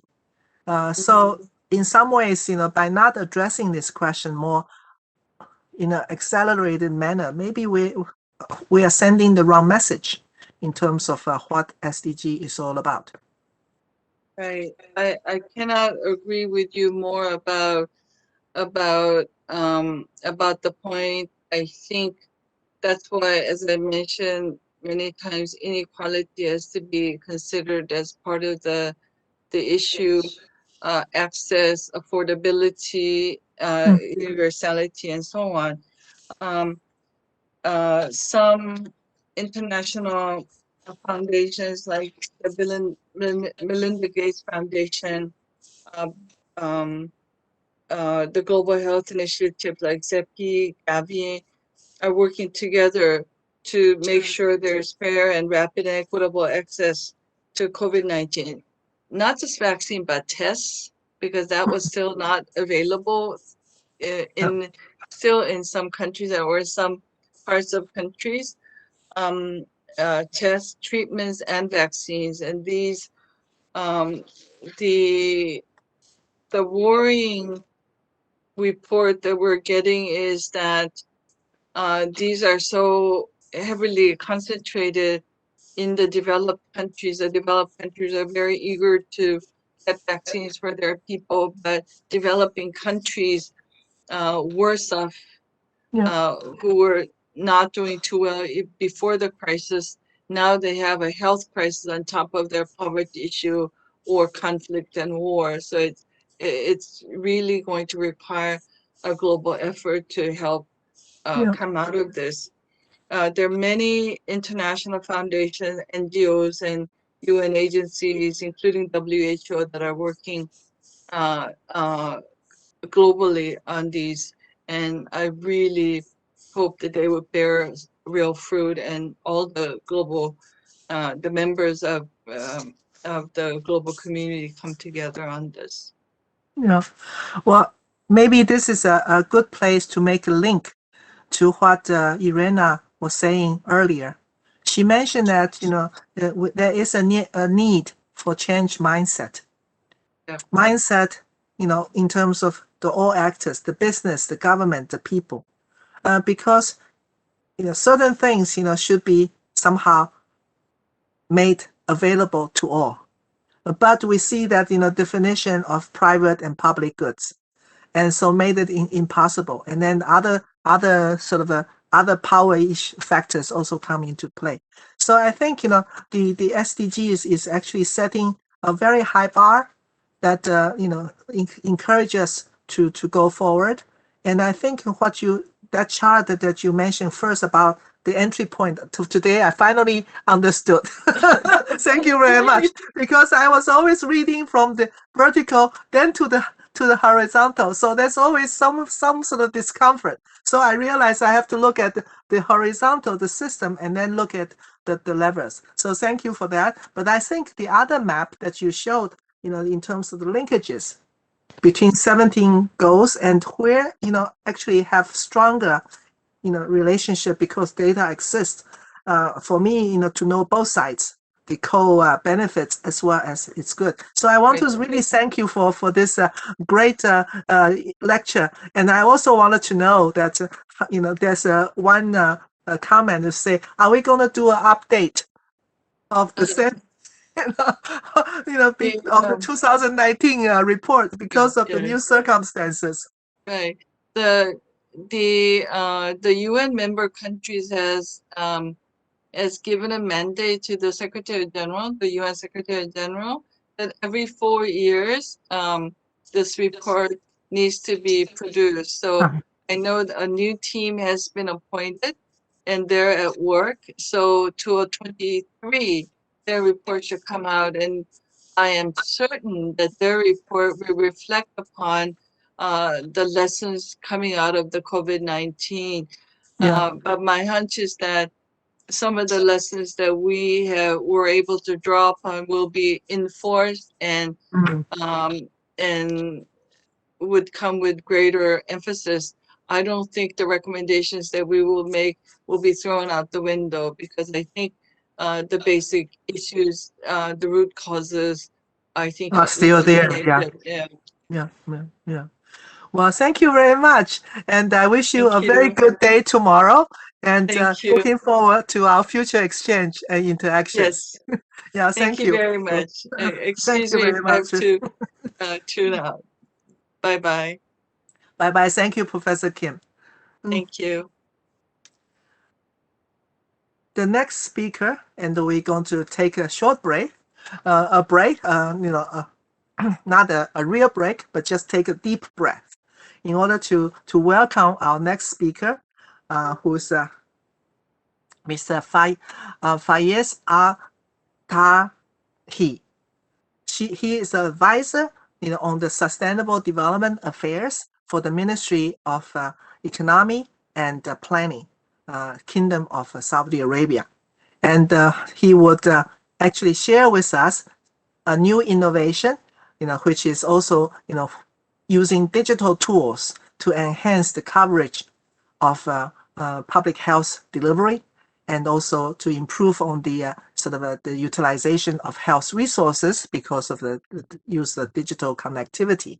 So without further ado, I invite you to come forward and to give us your input. And before I will say that, is that he has been working in the kingdom with many very important figures, including private sectors, with the CEOs, and also with different policy actors. So we are very happy that you are here with us and to share with us in terms of when it comes to the VNR preparation and addressing the health issues, what is your country are saying and lessons learned. Floor is yours. Thank you, Leticia.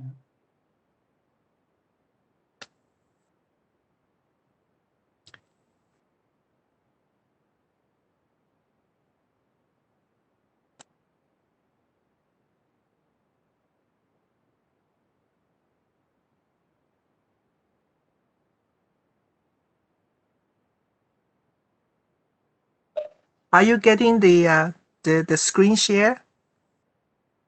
It's at the bottom, next to the cross. Yes, I'm trying to share my screen. Just a moment, please. I don't have the rights to give it to you, so let me alert our colleague in Seoul.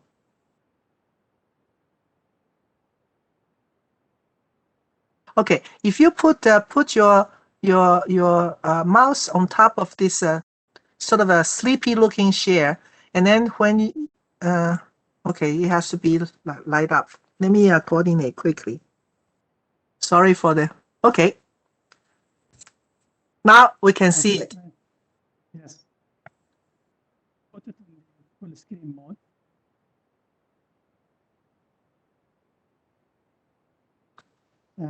Is it clear now?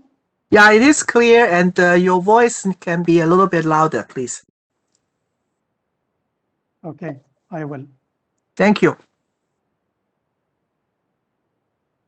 Greetings, dear distinguished participants and ladies and gentlemen. I'm really honored to be part of the esteemed panelists today to present our experience in digital healthcare in Corona time from Saudi Arabia.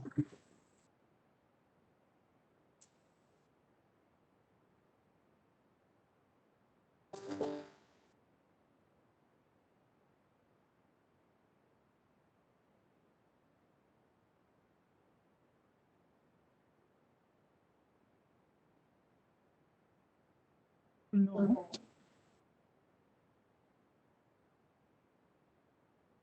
Countries, the states or countries signed the UN General Assembly resolution to adopt Sustainable Development Goals, which is a blueprint for a better and more sustainable future by 2030. As you all know, the characteristics of the Sustainable Development Agenda, comprehensive, universal, collaborative, inclusive, and as well adaptable to national context.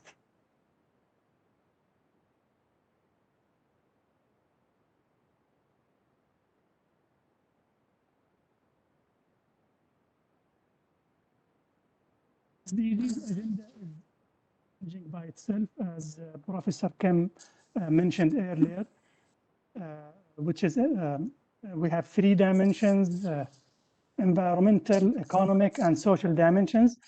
But when COVID-19 hit the globe, the challenges increased as well. And instead of decade of action, it becomes now decade of recovery, unfortunately. And we hope to have green recovery and resilient recovery during this decade as well. Luckily, Saudi Arabia, the case of fatality rate was very low compared to other 20 countries, G20 countries.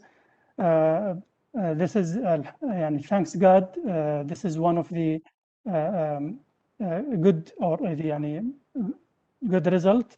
But at the same time, if you look to the left-hand side of the slide, the cases percentage per group affected by the by COVID-19 percentage by COVID-19 virus was hitting the most the age of 30 to 39 group and above.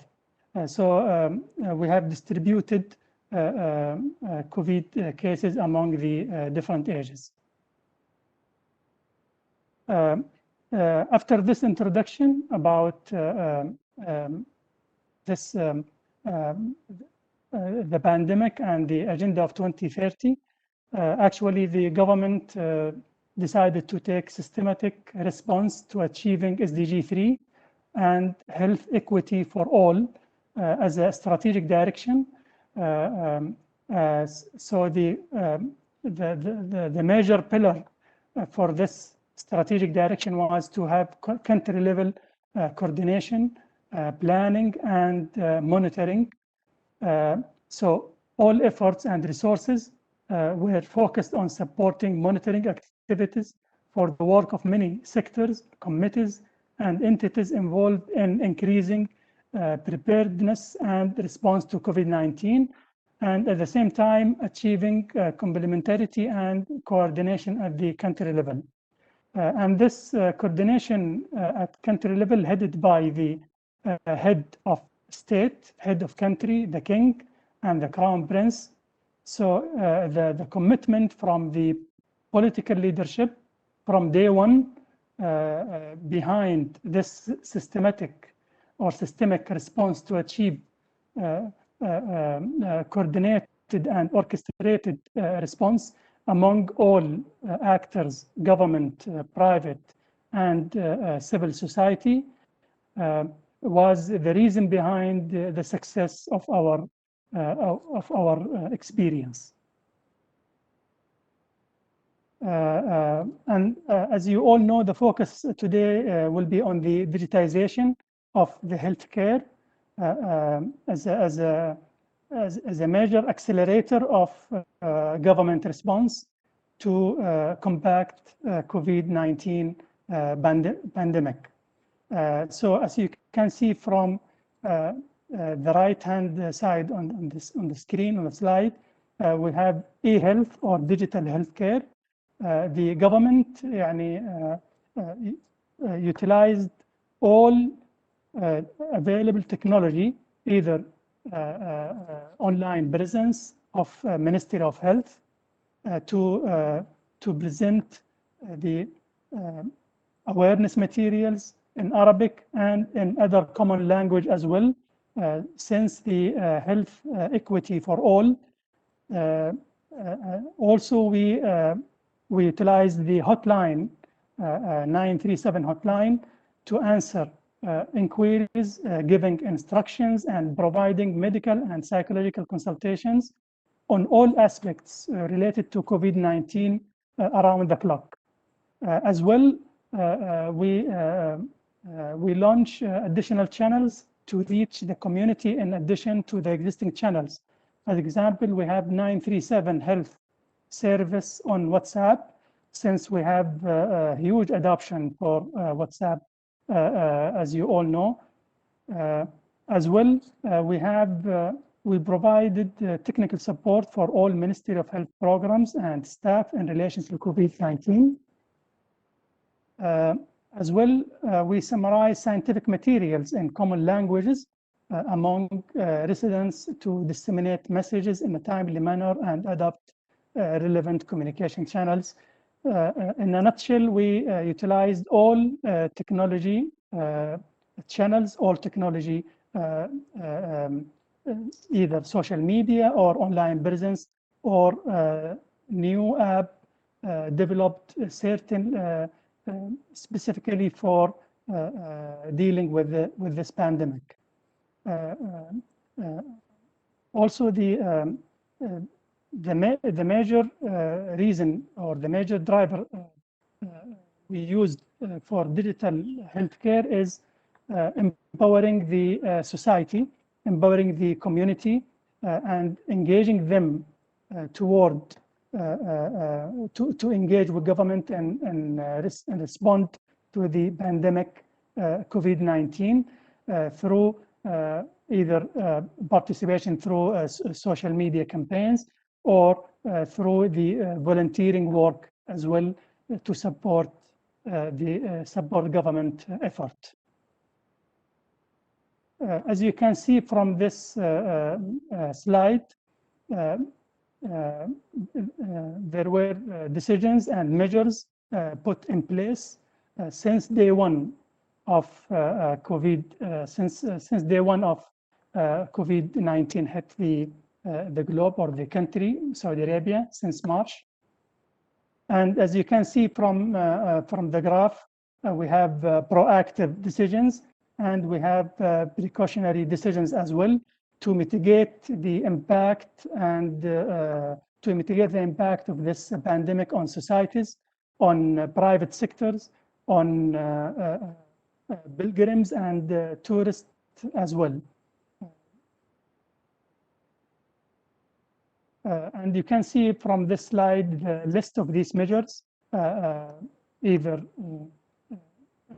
through the since March till June last year.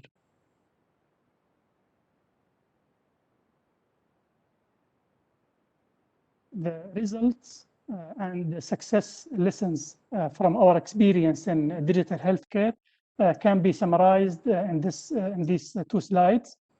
By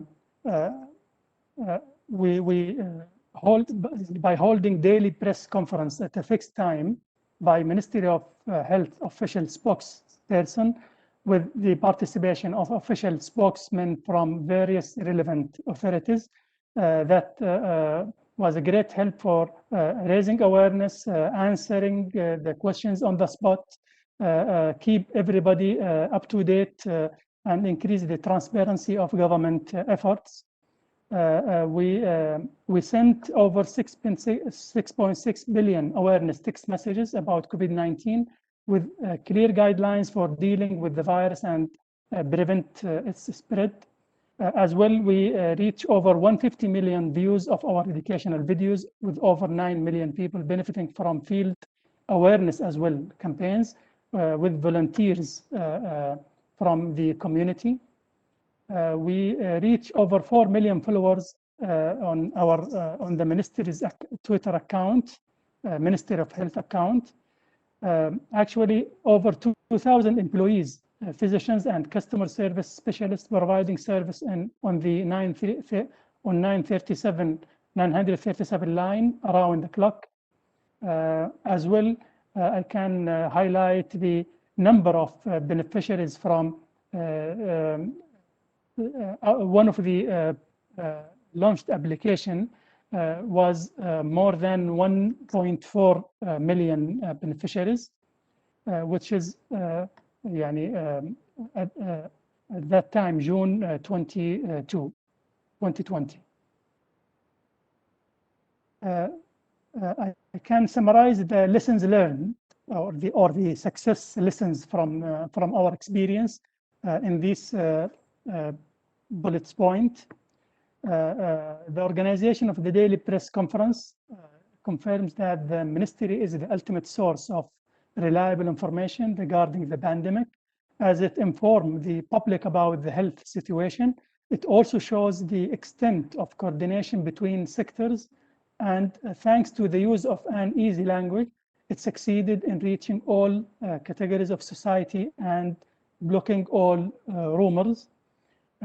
Second, developing over the phone medical consultation services, teleconsultations, by increasing the available specialties to support the beneficiaries' needs during the pandemic. The media contributed to lifting the spirits of the public through the positive messages that they continuously broadcast despite the spread of the virus in the kingdom.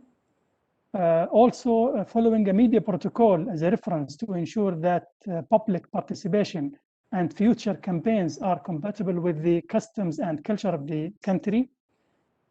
Also applying best scientific guidelines in communication with the public. Translating educational and scientific materials to the most widespread foreign languages at an early stage of the response. Follow up on reaching all categories of society and plan to target the most difficult to reach groups in order to leave no one behind. Developing call center systems as well to meet the tremendous pressure from the caller and enhance with the necessary technologies as well, like IVR. Finally, intensifying training courses and keeping call center employees updated about the development of the pandemic so they can update the audience. Thank you very much.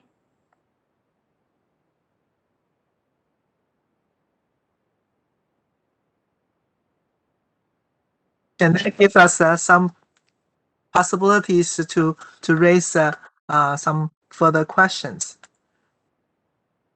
Perhaps I use my privilege of raising the first question, Mr. Tahi. No problem. It's a what you presented is a very interesting, impressive sort of a responses to the COVID-19. And by setting up call centers, I assume also you have a strong team for coordinating all the necessary cross intersectoral reactions and so on and so forth. And also you mentioned about setting up guidelines and protocol in order to sort of to achieve some form of a consistency in terms of information in presentation and communication. But all this, as I mentioned to you earlier, while we are preparing for this session, Saudi Arabia is a resource-rich country, right? And for many countries, they will not be able to mobilize the same. What do you suggest? What are the essential things, essential steps that need to be taken into consideration? Might not be using sort of a digital forms, but some other more traditional forms of communication. And that could actually also achieve some of the results that we are seeing from your report. Could you share your thoughts on that with us?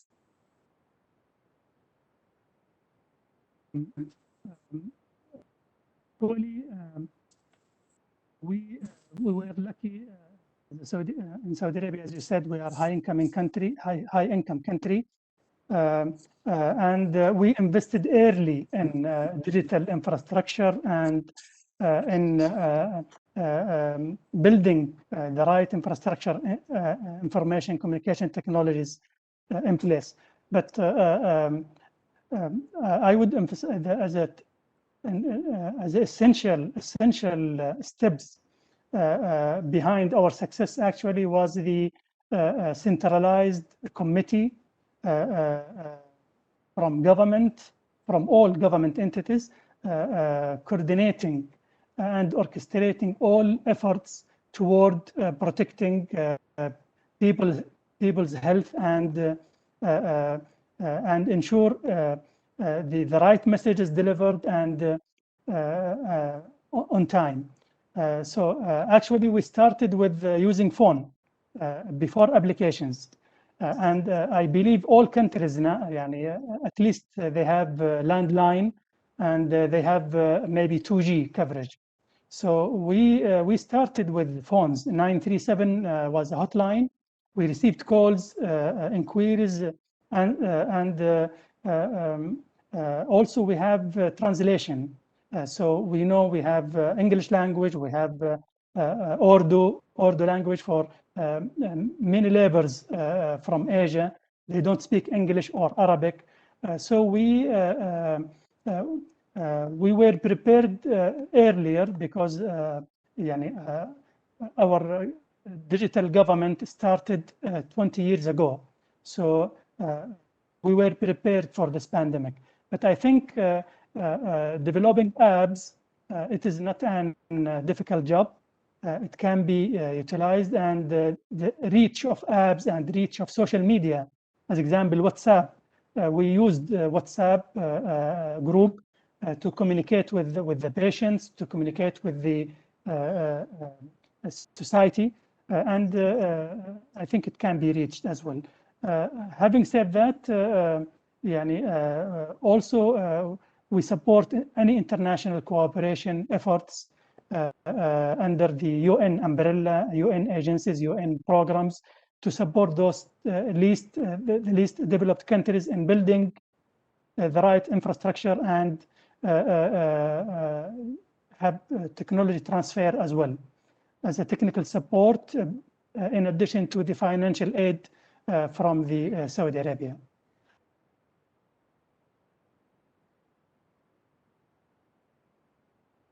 That some of the traditional instrument or machine communication tools can still be used effectively.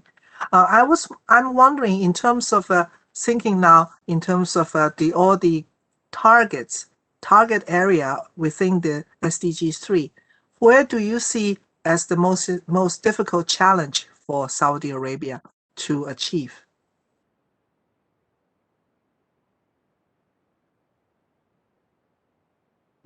Sorry, would you repeat the first part of the question, because you were muted? Oh, I was? Okay, sorry. Mm-hmm. I'm just wondering, in terms of looking at the public health in Saudi Arabia, and keeping in mind of SDG 3 and the targets, where do you see as the most challenging area for overcome, or most challenging area to counter? the most challenging area is the research and development and innovation. As you know, we are emerging economy, and we have an ambition to have knowledge transfer and to be the host of innovative technologies and breakthroughs in medical, in biomedical, and in other industries as well. So I think this gap, it is not only for my country, it is for the whole maybe emerging and developing countries. The gap in technology, the gap in knowledge. So I think this is maybe one of the major challenges. Second challenge is the capacity building. Actually, we need to build capacity and policy coherence and policy coordination, either at global level, national level, and regional level as well, to increase the impact of our actions on social, environmental, and economic dimension as well. So we are looking forward to partner with UN agencies, with the major players as well, to increase the capacity and transfer the knowledge to my country. Yeah. Well, thank you for that. And I think, you know, I have a really open question. I don't know whether you want to address that or not. The question is to say that if we keep the spirit of SDG alive, leaving no one behind, what do we do in terms of people who are actually at the moment stateless, without, you know, refugees, without legal documents, and also no real address? How do you see that we actually could use the digitalization and the e-delivery to serve this population? The numbers of course of these refugee groups or displaced individuals are increasing very much in the MENA region. So I wonder what's your, you know, you don't have to have the correct answer, you know, but I thought, you know, this is something maybe could, you know, worthwhile to think about. You know, how could the digitalization or digital tools actually contribute? I believe if there is a will, there is a way. And, in umbrella. We lost your voice. Sorry, we cannot hear you. Yeah, I think I believe if there is a will, there is a way. We have to address the needs of those people, refugees, and the most affected people during pandemic, COVID-19 pandemic. So I would suggest, I don't have the solution in my head right now, but I think under UN umbrella, we can have something crowdsourcing and brainstorming session with the private sector, with the technologies, with technology, with big companies like Microsoft, Bill and Melinda Gates Foundation as example, and with clear business case and clear objectives, I think we can come up with digital solutions for those guys by applying, as example, either blockchain technology or GPS to define their location. As you know now, we have online tools for education, for telemedicine. So I think we can have a kind of collaboration and we can say initiative, digital initiative for those group. I believe we will come up with the right solution. Thank you. Thank you. So we don't have much time left. However, my co-moderator for tomorrow's session does have a question to ask. So I will give the floor to him for 2 minutes. Raymond. Can you hear me? Yeah.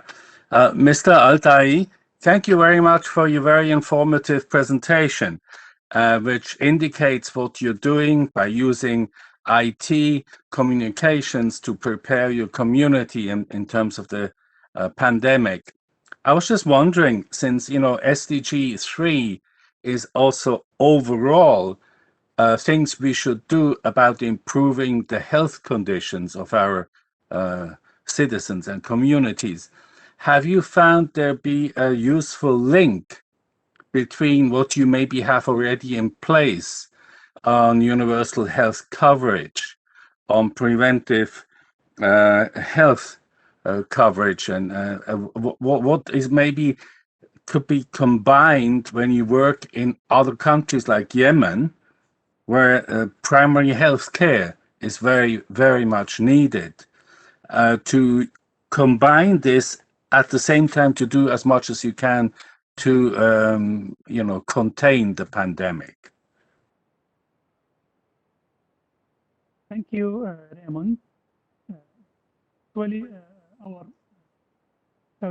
Kingdom of Saudi Arabia efforts for healthcare cross the borders to Yemen as well. So, as example, the KSA pledged through KSA relief program to support Yemen. In January 2015, the Kingdom pledged $25 million US, which is earmarked to a program in Yemen. And as well, 2 weeks ago, we have another pledge or donation for Yemen. So absolutely you are right. Since we are a high-income country and one of the biggest donors within UN system, we have obligations to the least developed countries, especially within the region of MENA, within the MENA region. And we are open as well. We are in close coordination and cooperation with UN agencies in Saudi Arabia to support Yemen under UN programs. We are working around the clock with UN agencies and the KSA relief agency. So I cannot agree more with your comment. Thank you for your answer. And I would like to go back to one of your earlier comments, which is about policy coherence. And I think we need to have policy coherence, with SDGs, at all levels and all spheres of international life. Otherwise, we are basically sort of lifting the stones and dropping on our own feet. So I think, with that note, I wanted to close today's session. I want to thank you for your presentation, also Professor Kim, as well as Madame Irena Lubachevich, for the very insightful and interesting input for our reflection and thinking. I also want to thank all the participants who are with us today. Thank you for staying through the whole session. And it is not easy because I know in North America, Canada, it's very early. And then in Korea, in East Asia, it's very late. So I wish you all a very nice day, ending or middle or starting, and look forward to your participation tomorrow. And please feel free to leave your comments on the small assessment sheet that we have for this session, so that we can continuously improve in terms of the impact of this particular form of public discourse as well as a workshop.